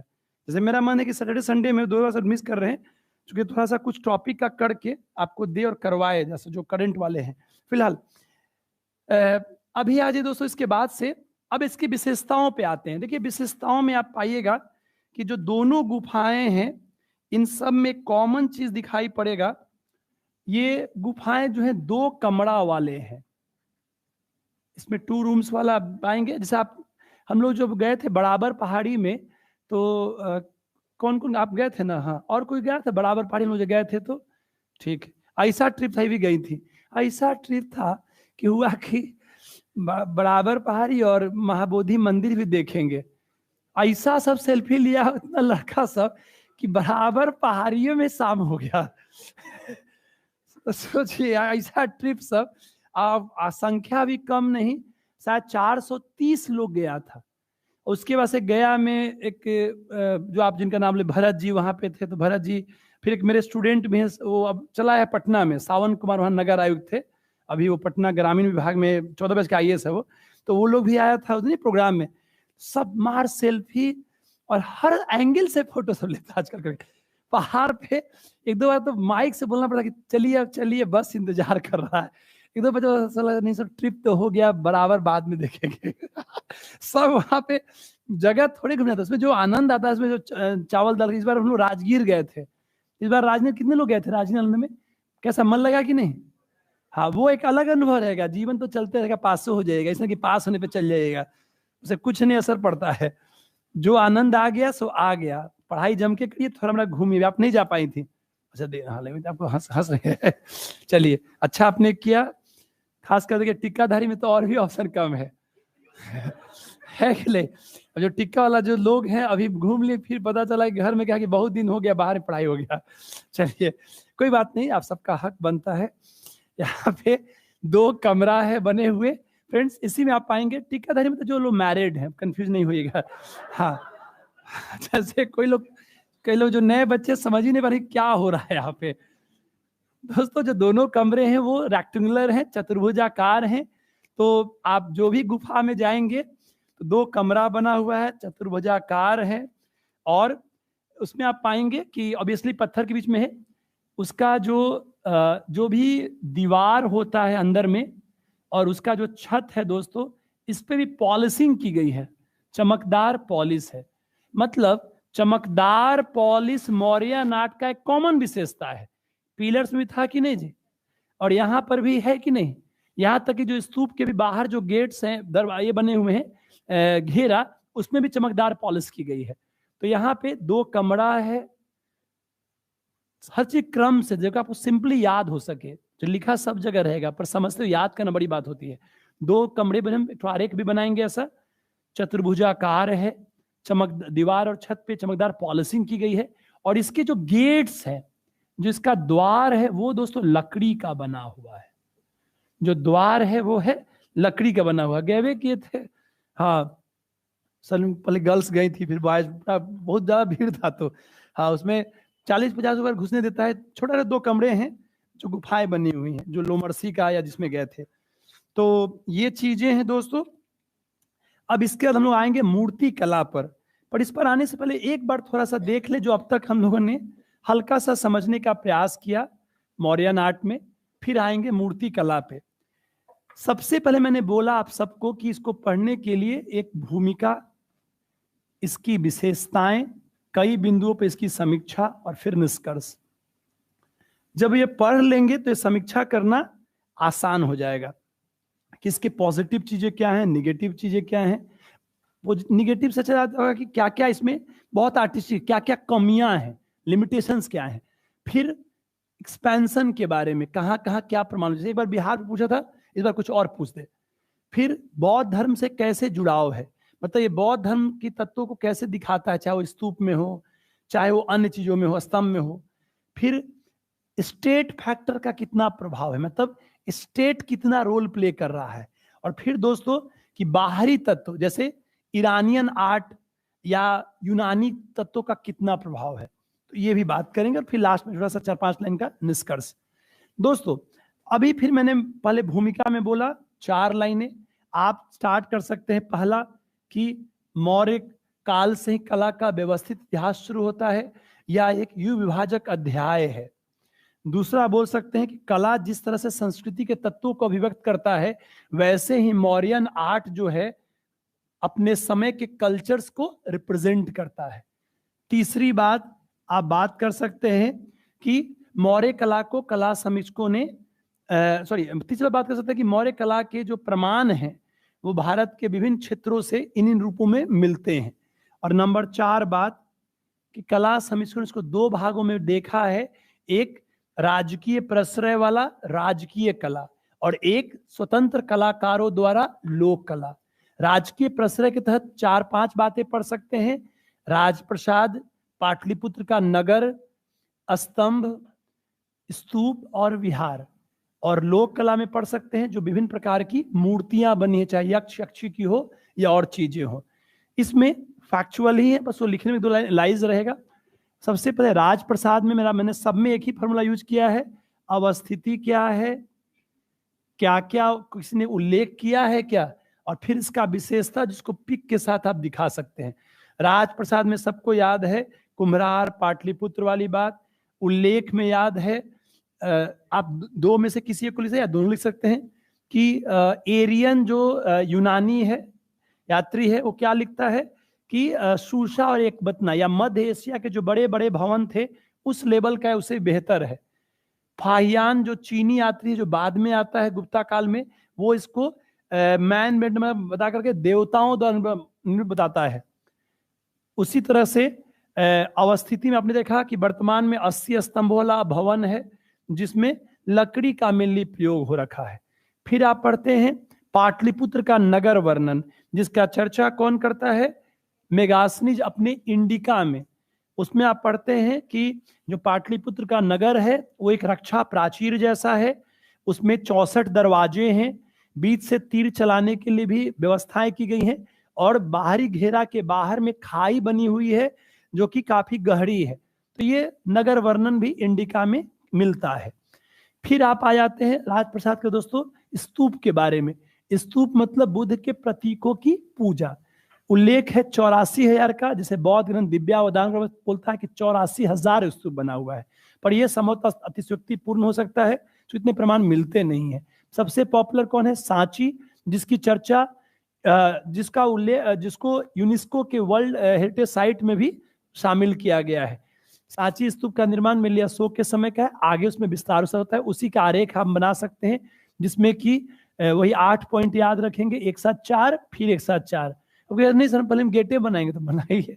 देखिए आपको बनाने से कोई असर नहीं पड़ता, आपको जो मन है वो बनाइए, लेकिन जो टाइम बर्बाद होता है ना, देखिए हर चीज एकदम आराम से कुछ किया जा सकता है, कोई बात नहीं, लेकिन अगर उसको शुरुआत से ही एक कुशल मार्गदर्शन में हिट करता है तो जल्दी हो जाता है और उतना करीब आप तुरंत पहुंच जाते हैं, जिसके लिए काफी टाइम बर्बाद होता है। हम कई बार चीज में देख चुके हैं और पूरे खानदान में हो जाता है। अब वो तो आपकी क्षमता है, कोई फाइनल थ्रेशोल्ड तो आप ही मारिएगा, लेकिन जो बेस होता है, जैसे मान लिया आपको बनाना है स्तूप, तो स्तूप आपको कोई कहेगा कि नहीं सर पहले इसे गेट बनाओ ना, बनाया, अब फिर सोचेगा कि गेट के बाद क्या करना है ऐसे करेगा, फिर ऐसे कुछ और बन जाएगा। अब वही कोई हाथ खुला हुआ है तो सबसे पहले क्या बनाएगा, सबसे पहले वो अंड बनाएगा, एक ऐसे बना लिया, फिर वो क्या बनाएगा, हर्मिका बनाएगा, फिर क्या बनाएगा, यष्टि, फिर क्या बनाएगा, छत्र, फिर क्या बनाएगा, मेधि, फिर क्या बनाएगा, घेरा, फिर क्या बनेगा, प्रदक्षिणा पथ, फिर क्या बनाएगा, गेट। बनाना इजी पड़ा कि नहीं? अब यही तरीका है, और ये इसलिए नहीं चूंकि सब चीज सही है, लेकिन जितना आप खुला कुछ करेंगे, लिखने का भी कौन सी लाइनें लिख रहे हैं, जो अच्छे लड़के लिखे हैं, ये जरूरी है, क्योंकि यहाँ पर नंबर की लड़ाई है। पीटी तो चलिए भाई गोले भर दिए, आपका पीटी हो गया, लेकिन यहाँ पर तो जिसने अच्छा स्कोर किया वही हीरो है हर पार्ट में। दोस्तों यहाँ पर आपने उल्लेख पढ़ लिया, विशेषता पढ़ लिया, उसके स्तूप में भी, सॉरी स्तंभ में आ जाइए। स्तंभ में भी आपने देखा कि स्तंभ में क्या था, छेट था, तना मेखला नाला, याद रहा कि नहीं, 2, फिर उसके बाद मेखला के ऊपर में करके, फिर उल्टा कमल का, और फिर कंठ का, फिर उसके बाद से चौकी, और फिर पशु आकृति। नहीं बना रहे तब भी आपने लिख दिया तो लगे हाँ जान तो रहा है ना, बना तो देंगे हम लोग, तो सिंपल बनाएंगे, आप देखिएगा सबसे सिंपलेस्ट रहेगा, ऑथेंटिक रहेगा, जिसको आप यूज करेंगे फ्रेंड्स। इसके बाद से रहेगा विहार। विहार भी आपको याद रहेगा, सुदामा जी और कर्ण जी कहाँ पे, बराबर बराबर। और ये नागार्जुनी, गोपी, लोहर्षि, वर्थिका। ठीक दोस्तों, उसका संरचना बनाएंगे और विशेषता 2 कमरे वाला चतुर्भुजाकार, दीवार और जो छत है उस पर चमकदार पॉलिश है, गेट्स लकड़ी के बने हुए हैं। ठीक है, चलिए अब आ जाते हैं मूर्ति कला के बारे में। अब मूर्ति कला में हम लोग देखेंगे मौर्यन आर्ट थोड़ा सा बड़ा है, लेकिन एक बार पढ़ लेंगे तो हमेशा अच्छा लिखाएगा। और तैयारी ऐसी होनी चाहिए कि जो हिट क्वेश्चन है या फिक्स क्वेश्चन है वो पहले से आपका प्रिपेयर्ड रहे। अब आप खुद सोचिए क्या होता है, जैसे एग्जाम आप देने जाएंगे तो मान लीजिए एक पर्टिकुलर दिन 11th कोई तारीख को आपका GS1 है और 12th को आपका GS2 है। आप खुद सोचिए लॉजिकली, उसके एक दिन पहले आपको कई बार जनरल हिंदी दे देगा या जनरल हिंदी, दोनों एक दिन दे देगा। अब क्या होता है चक्कर, सपोज करिए आप पेपर 1 में हिस्ट्री आपका खूब अच्छा से तैयार है, तो आपने बस अपना मेन पॉइंट को 10 मिनट देख लिया, हटा देगा, रटा हुआ कितना बार याद करेंगे। ठीक, आप इससे कूल हो गए हिस्ट्री से। हाँ बाबू, हाँ राजीव स्तूप है, लेकिन वो बात का बना हुआ है ना, सांची वाला अशोक का है। हाँ, उसका ये हिस्ट्री आपका पढ़ा हुआ है तो आपने रील छोड़ दिए। DI जो है, DI पहले प्रैक्टिस से छोड़ दिए, आप सिर्फ क्या दोहराए, करंट। करंट में जो आपने पॉइंट्स बना रखा है, मेन टॉपिक्स आपने दोहराया, उसे आप फ्लैश में आ गए। अब सोचिए कि फर्स्ट डे आपने रिलैक्स होकर एग्जाम दिया कि नहीं, अब पता चला कि आपका मार कला पार कला, तो मतलब वो भी तनाव दिए हुए है, अब प्लस करंट तनाव दिया, दिक्कत होगा कि नहीं? आपको दिक्कत होना ही होना है, आप पहले से प्रिपेयर्ड है कि नहीं। अब उस समय जा रहे एग्जाम हॉल के बाहर में दोहरा रहे हैं, कला मानवीय कल्पनाओं की अभिव्यक्ति है। अरे पहले से ना अभिव्यक्तियां करना चाहिए था, अभी अभिव्यक्ति दोगे अंदर में।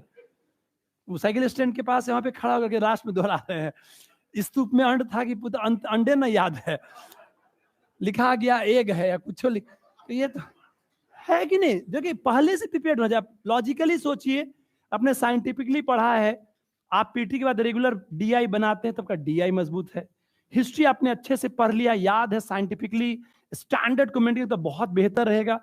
करेंट है, अब करेंट आप कोई गारंटी नहीं देते, बस करंट आप फ्लैश पढ़ के जा सकते हैं कि हम पढ़े हुए हैं, हम रेगुलर न्यूज़पेपर पढ़ते हैं, दर्पण आप पढ़ते हैं, आप कुछ हिट टॉपिक्स को देख के जा सकते हैं। ये नहीं होता है जी करंट में, गारंटी तो नहीं है। तो पेपर GS के पहले आपको क्या दोहराना पड़ा, सिर्फ करंट दोहराना पड़ा, आप रिलैक्स रहें। तो आपका हिस्ट्री तैयार है, बहुत बढ़िया, DI प्रैक्टिस किया हुआ है, पेपर 2 में आइए। अब पॉलिटी, अब एग्जाम के एक दिन पहले मौलिक अधिकार याद आ रहा है, तब पहले अधिकार नहीं आता। अरे 90% पहले ही से सब कुछ तैयार होना चाहिए। पॉलिटी में 3 क्वेश्चन है, इतना अच्छा होना चाहिए कि हर टॉपिक खूब शानदार रहे, एकदम कुछ पूछे हम तैयार आप रहे, हर एंगल से आपका पढ़ा हो।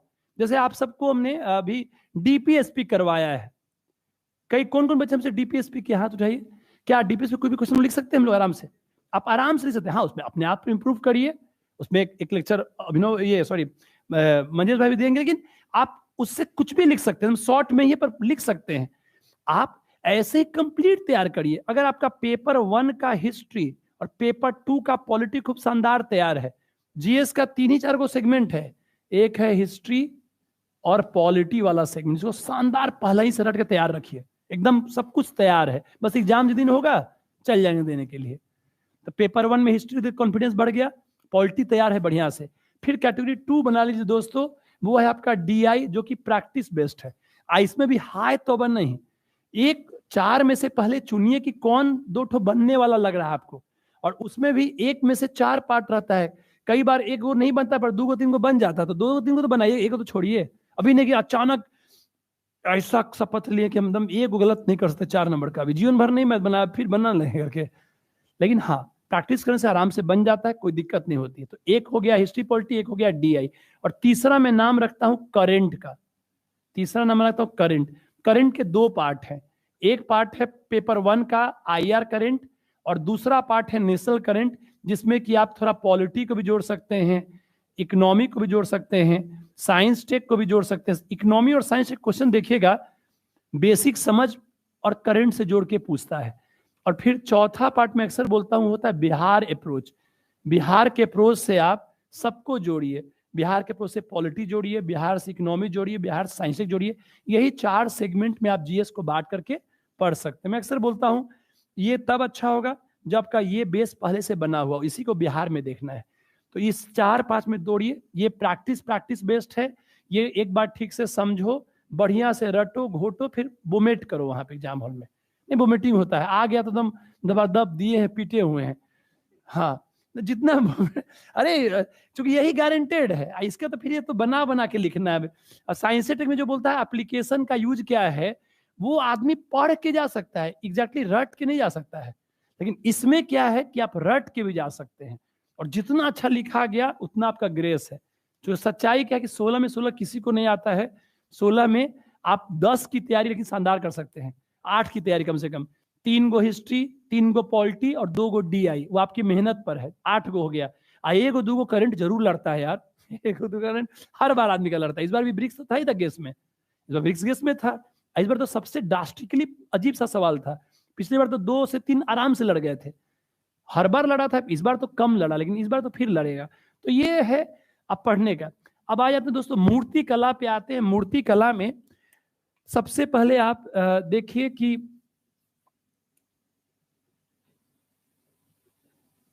और ये मूर्ति कला जो है मूलतः जुड़ा हुआ है लोक कला से।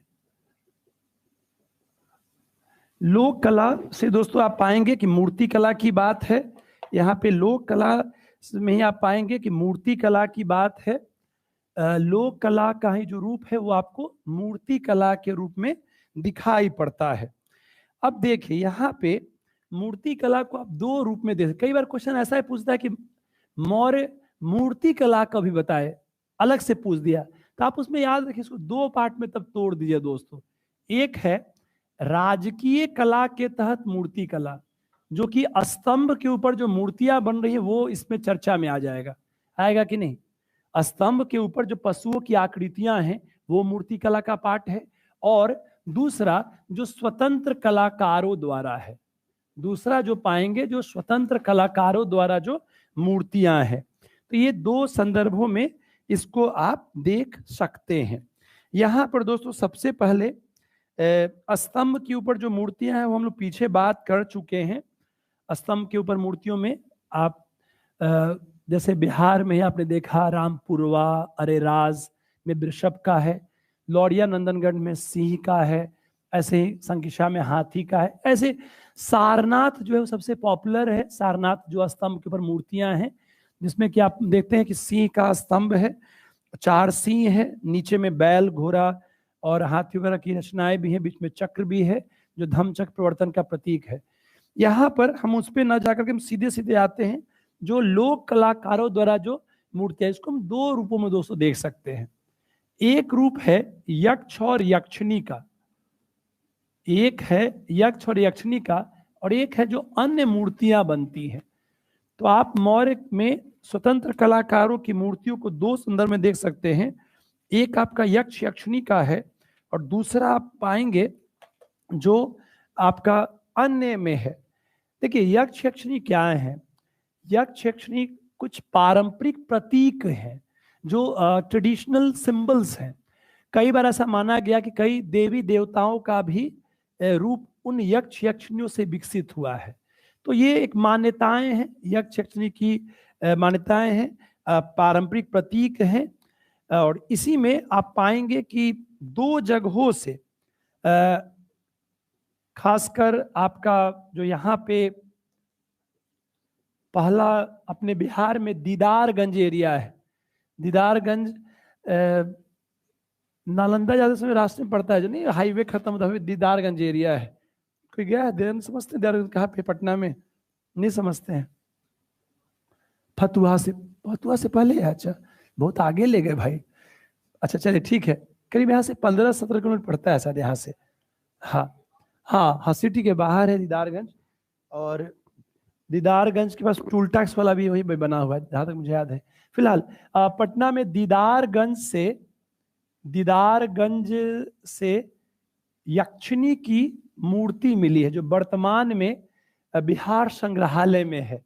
ठीक है, बिहार संग्रहालय में है। हम लोग मार्च फर्स्ट वीक में मिनी ट्रिप करने वाला है। कुछ लगा कि क्या कोचिंग है, अभी पढ़ लेंगे जम के, तो एक दिन 3 घंटा का मिनी ट्रिप होगा बिहार संग्रहालय का। ठीक है, तो जो लोग चलेंगे तो वहां पे यक्षिणी जी दिख जाएंगी। यक्षिणी जी है, काफी बड़ी साइज की है, रखा हुआ है। तो आप चलिएगा, उसमें दीदारगंज वाली जो यक्षिणी है वहीं पर दिखाई पड़ेंगी। काफी लंबी है, 5.5 फुट की है, लड़कियां उनसे छोटी दिखेंगी।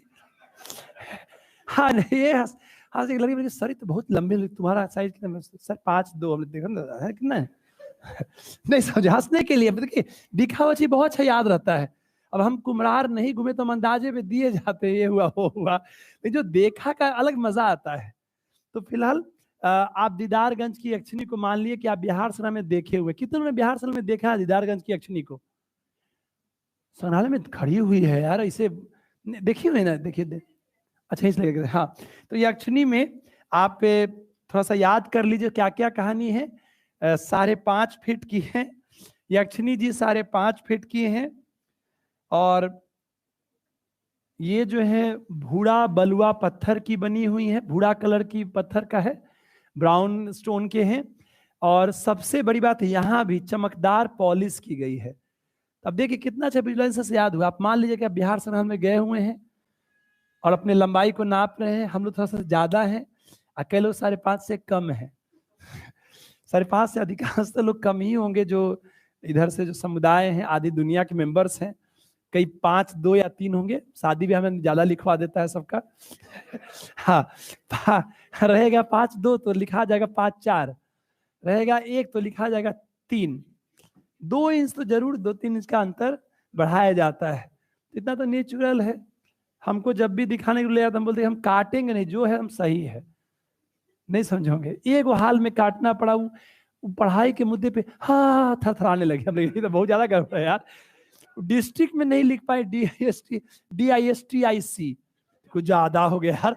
तो हमको पहली बार बहुत अफसोस भी लगा उनको देख करके, कि फिर भी हमसे पूछा मैंने कि हम आप लोग चाहिए, पर फाइनली हमसे घर वाले पूछा, सब ससुराल पर मामला था कि भाई, लेकिन भाई इतना तो पढ़ाई जरूरी है, क्योंकि बाद में बहुत दिक्कत हो जाएगा, क्योंकि अगली लड़ाई पढ़ाई की भी होने वाली है। तो अब कटना पड़ा। बहुत दिल पे हाथ रख के हमको बहुत अफसोस लगा उनका चेहरा, कि हमको देखे तो बोले कि आदमी अपना रिकॉर्ड तोड़ दिया। तो छांटने वाले ग्रुप में हम भी शामिल हो गए। मैंने छांटा था सिर्फ पढ़ाई के चलते। पढ़ाई अब इतना खराब, अब डिस्ट्रिक्ट एसपी नहीं आता, कोई अन्याय है कि नहीं? स्टेट में STAT में STE लिख रहे हैं। तो ये कौन सा पढ़ाई है यार? तो ये कुछ ज्यादा ही हो गया, मतलब हड़बड़ाहट में इतना गलती हो जाएगा। तो ये तो देखिए बोल दिया। हाँ नहीं, फिर भी इतना तो पढ़ाई होना चाहिए। पढ़ाई बहुत जरूरी है, चाहे कोई भी आदमी हो। आप अच्छा पढ़ेंगे तभी परिवार अच्छा चलेगा। तो पढ़ाई का तो बहुत बड़ा महत्व है। चलिए, वो मैं ऐसे हंसने की बात थी। यक्षिणी जी को याद करने के लिए मैंने बोला, वो 5.5 फीट की हैं, भूरा बलुआ कलर की हैं, चमकदार पॉलिश की गई हैं। इस सबको याद बड़ा अच्छा रहेगा, इसे भूलिएगा नहीं। उसके बाद से एक और जगह यक्षिणी जी हैं, वो हम लोग सबसे लंबी हैं। तो इसमें आप सब लोग दुखित ना हो, वहां पे हम लोग सबसे लंबी हैं। अभी जो वहां का एक मध्य प्रदेश में जगह है बेशनगर, विदिशा जो एरिया है उधर से बेशनगर एरिया है, वहां जो यक्षिणी है उनका लंबाई है 6 फुट 7 इंच। मुझे लगता है कोई लड़का भी कोई से क्रॉस कर जाए, ऐसा वो संभव नहीं है। तो कोई क्लास में तो उसको दे देंगे गिनीज बुक के लिए। 6 फीट क्रॉस शायद ही इसमें कोई क्लास में हो। आप 6 फीट क्रॉस नहीं, हाँ 6 फीट 7 इंच तो होबे नहीं करेंगे। तो बस जोक में देखिए, मैं सब जानबूझ के बकबक करता हूं तक याद रहता है। आपको 5.5 फीट पटना वाला याद हो गए होंगे लड़की। आप मध्य प्रदेश जाए तो कितना की आएंगी? 6 फीट 7 इंच की। बस इनके साथ क्या कहानी है कि बेचारी का जो मुंह है, हाथ तो सब टूटा हुआ मिला खुदाई के बाद से। पर ये बहुत बड़ा अन्याय है। अब इतनी अच्छी लंबाई की शादी ब्याह में मुंह हाथ टूटा हुआ है। तो जो बेशनगर की यक्षिणी जी हैं, उनकी लंबाई है 6 फीट 7 इंच। और उनका जो मुख है खंडित है, भुजाएं जो है खंडित हैं, पर चमकदार पॉलिश है, चमकदार पॉलिश है, और वो बलुआ पत्थर की हैं, सैंडस्टोन की हैं। अब आ जाते हैं यक्ष पर आते हैं। यक्ष की जो मूर्तियां हैं, तो स्त्री रूप में 2 जगह मिल गया। एक दोस्तों आपका पूरा यहाँ पटना वाला और एक बेसनगर वाला। एक की लंबाई कितना 5.5 फीट, एक का वहां पे 6 फीट 7 इंच। अब देखिए लड़के तनाव में ना रहे, पहला ही जो बोलेंगे वो सीधे 7 फीट का निकलेगा यक्ष। आ जाइए, उसके बाद से मथुरा चलते हैं। मथुरा में परखम एक जगह है मथुरा में, परखम नाम की जगह से जो यक्ष की मूर्ति मिली है, उसकी लंबाई है 7 फीट। 7 फीट काफी ऊंचाई लंबाई हो गई, 7 फीट लंबा है। और यहाँ पर वही समस्या, इतना लंबा है तो मुंह हाथ टूटेगा ही निकालने ही में निकाला, मुंह में टूट गया। इनका भी मुख और भुजा खंडित है, जो अभी वर्तमान में जो निकालने में ही इनका मुख और भुजा खंडित है। बड़ी खूबी क्या है, इस पे जो मौर्य काल का जो ड्रेसेस है, वेशभूषा, वो दिखता है। साथ ही साथ वो 2 कॉमन तो लिख ही देना है, बलुआ पत्थर का है और चमकदार पॉलिश है। दोस्तों थोड़ा सा याद रहने से लिखते समय बहुत आसानी होती है, ठीक है, किसी भी जब लिखेंगे हम लोग। अब आ जाइए, एक और है लास्ट, वो भी यूपी का ही जगह है, राजघाट वाराणसी का। राजघाट वाराणसी का है, राजघाट एरिया पड़ता है वाराणसी क्षेत्र में ही। तो यहाँ पर भी यक्ष का है। देखिए यक्षिणी 2 जगह से है, दीदारगंज और बेशनगर। बिहार और एमपी से यक्षिणी रूप है, और आपका यूपी से जो परखम है मथुरा का, वहां से यक्ष, और राजघाट से भी यक्ष। राजघाट वाले यक्ष की बड़ी खूबी क्या है, वो 3 मुख वाला यक्ष है, बड़ा आर्टिस्टिक है। तो जो राजघाट में आप जाएंगे, वहां पे म्यूजियम में भी है, तो आप पाएंगे राजघाट दिल्ली में चल जाएगा, गांधी जी का थी राजघाट बनारस वाला, तो वहां पर उसमें 3 मुख वाला यक्ष साहब है, और 2 तो रटा रटा फार्मूला है, चमकदार पॉलिश और बलुआ पत्थरों का प्रयोग। तो यक्ष यक्षिणी का मूर्तियों के कुछ जानकारी प्राप्त होगी और याद भी होगा। ये नहीं कि ज्ञान ऐसा में ना कि ज्ञान सुने 10 मिनट गवा उड़ गया जैसे अभी हमने लिखवाए नहीं, फिर भी अगर आप लिखना शुरू कर दीजिएगा कि कला का व्यवस्थित शुरू होता है, फिर उसके बाद से युग भाजक अध्याय है, पहले के प्रमाण नहीं है, समीक्षकों ने 2 पार्ट में बांटा है, अवस्थिति, उल्लेख, इस पे आराम से 2 पेज लिख सकते हैं, 4 पेज आराम से करके। दोस्तों इसके बाद है 2 अन्य मूर्तियों के बारे में कहानियां हैं। अन्य मूर्तियों में मेनली 2 जगह 2-3 जगह की मूर्तियां हैं। सबसे पहले आते हैं अपने पटना से। पटना में खासकर 2 जगह, एक बुलंदी बाग एरिया है, बुलंदी बाग पटना में एरिया है। कोई बुलंदी बाग से आए हैं क्या? काफी खा पी के बुलंद हो गए, नहीं आए कोई बात नहीं, पर बुलंदी बाग में जो मूर्ति मिले उस दौर की, उसमें एक नारी और एक बालक का साथ में मूर्ति है। एक प्रकार से मातृत्व और वात्सल्य का एक प्रकार का परिचय होता है जो बुलंदी बाग का है। तो बुलंद मम्मी और बुलंद बेटा, तो बालक और का प्रतिमा मिलता है बुलंदी बाग से। और एक और जो है लोहानीपुर से दोस्तों, वहां से जैन तीर्थंकर का मूर्ति मिला है। लोहानीपुर तो सुनिए क्यों, पटना में लोहानीपुर जगह है, लोहानीपुर से भी मौर्यकालीन जैन तीर्थंकर का मूर्ति मिला है, जिसमें आप पाएंगे कि उनका जो पैर और जांग वो सब टूटा हुआ है, वैसे लोहा रहेगा मार के तोड़ दिया करके, जबरदस्ती है। लोहानीपुर की मूर्ति में पैर जंघा खंडित है, उनकी कोई भुजाएं भी नहीं है और नग्न अवस्था में है। तो ये संभवतः दिगंबर प्रभाव होगा उन पर। तो जैन तीर्थंकर की मूर्ति है लोहानीपुर से। ये 2 पटना से जो मूर्तियां मिली हैं मौर्यकालीन। अब चलते हैं थोड़ा सा बगल में अपने उड़ीसा में। उड़ीसा में एक जगह है धौली, आपने सुना होगा धौली और जौगढ़ से शिलालेख मिलते हैं। तो धौली जो है वहां की मूर्ति बहुत आर्टिस्टिक है, और यहाँ पे चट्टान काट करके हाथी की मूर्ति बनाई गई है, और इतनी कलात्मक है। कोई देखा है जो धौली वाला मूर्ति देखे हैं कभी? आप देखिए बहुत आर्टिस्टिक है। सूर लगता है कि वहां पे जो सूर है और उसका जो पैर है बड़ा कलात्मक बना हुआ है, और वस्तु को ऐसे लपेटा हुआ है तो लगता है नहीं, जीवंतता मूर्ति की बहुत अच्छी है। तो सूर जो बोलते हैं, सूर और पैर का बहुत ही कलात्मक रूप से उसका निर्माण हुआ है, जो खासकर जो धौली का हाथी की मूर्ति है। तो एक धौली उड़ीसा का हाथी का मूर्ति हुआ, कलात्मक रूप से बना हुआ है। बुलंदी बाग में मदर और बेटा, और लोहानीपुर में जैन तीर्थंकर की मूर्ति, और एक और है दोस्तों कालसी देहरादून में भी, वो भी हाथी का है। हाथी की मूर्तियां बाहर में आप चले जाएं, एक आपको कालसी देहरादून से मिलेगा, देहरादून उत्तराखंड में पड़ता है, वहां पे कालसी में हाथी की मूर्ति है, और उड़ीसा का धौली में भी हाथी की मूर्ति है। तो जो सूर बहुत आर्टिस्टिक रूप से है, कभी आप देखेंगे जो लोग वहां जाते हैं तो लगता है कि सूड ऐसे है कि कुछ को लपेटे हुए है, तो आप देखेंगे वो मूर्ति है। हम प्रयास करें थोड़ा सा आरेख बनाएं जब लिखते समय में। ये कुछ मूर्तियों के बारे में चर्चाएं हैं, मैं पुनः रिकॉल करवा दूं। मूर्ति कला को आप दो रूपों में देख सकते हैं। एक रूप आपका है जो स्तंभों के ऊपर की मूर्तियां हैं।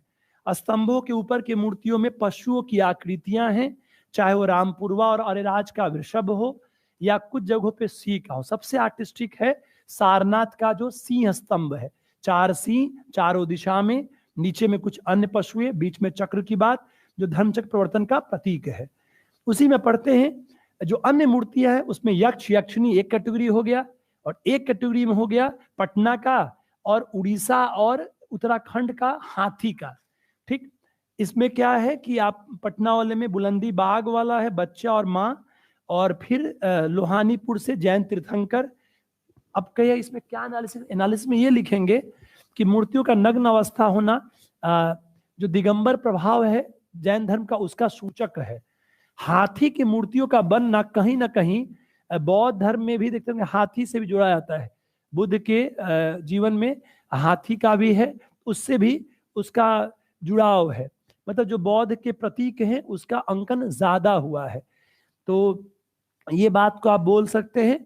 और फिर उसके बाद से एक ओवरऑल मूर्ति कला पे आप निष्कर्ष देंगे कि वे जो मूर्तियां हैं आगे चल करके निरंतर विकसित होते हैं। इतनी व्यापकता मूर्तियों के स्तर पे आपको हड़प्पा काल में नहीं दिखता। हड़प्पा में बहुत लिमिटेड नंबर पे है, पर यहाँ पे व्यापक रूप से है। दोस्तों इसके बाद से एक चर्चा मेरी होगी क्षेत्रीय प्रसार, बौद्ध धर्म का प्रभाव, राज की, तो जिसमें मैंने एक भी चर्चा भी की थी, फिर दोबारा थोड़ा करूंगा, और फिर मैं शुरू से इसको आपको क्वेश्चन वाइज लिखवाऊंगा। 2 से 3 क्वेश्चन लिखेंगे। मेरा अपना मानना है कि वह आपको आएगा ताकि आप 40 लाइन उसी लैंग्वेज में आप लिख सके। समझा हुआ है? एक अच्छी भूमिका, एक अच्छा पिक्स बनाना बीच में, और उसका प्रयोग करना। आज के लिए इतना ही रहेगा। कल हम लोग पुनः मिलेंगे इसी समय में 5 बजे, 5:30 से शुरू कर देंगे, जिसमें कि हम लोग मौर्य कला को लिखेंगे और फिर आगे पीछे की जो चीजें हैं कृपया करके सब लोग रखिएगा। मौर्य कला के अलावा जो इतिहास संस्कृति कला है रख लीजिएगा ताकि आपको मदद मिल सके पढ़ते समय में। धन्यवाद।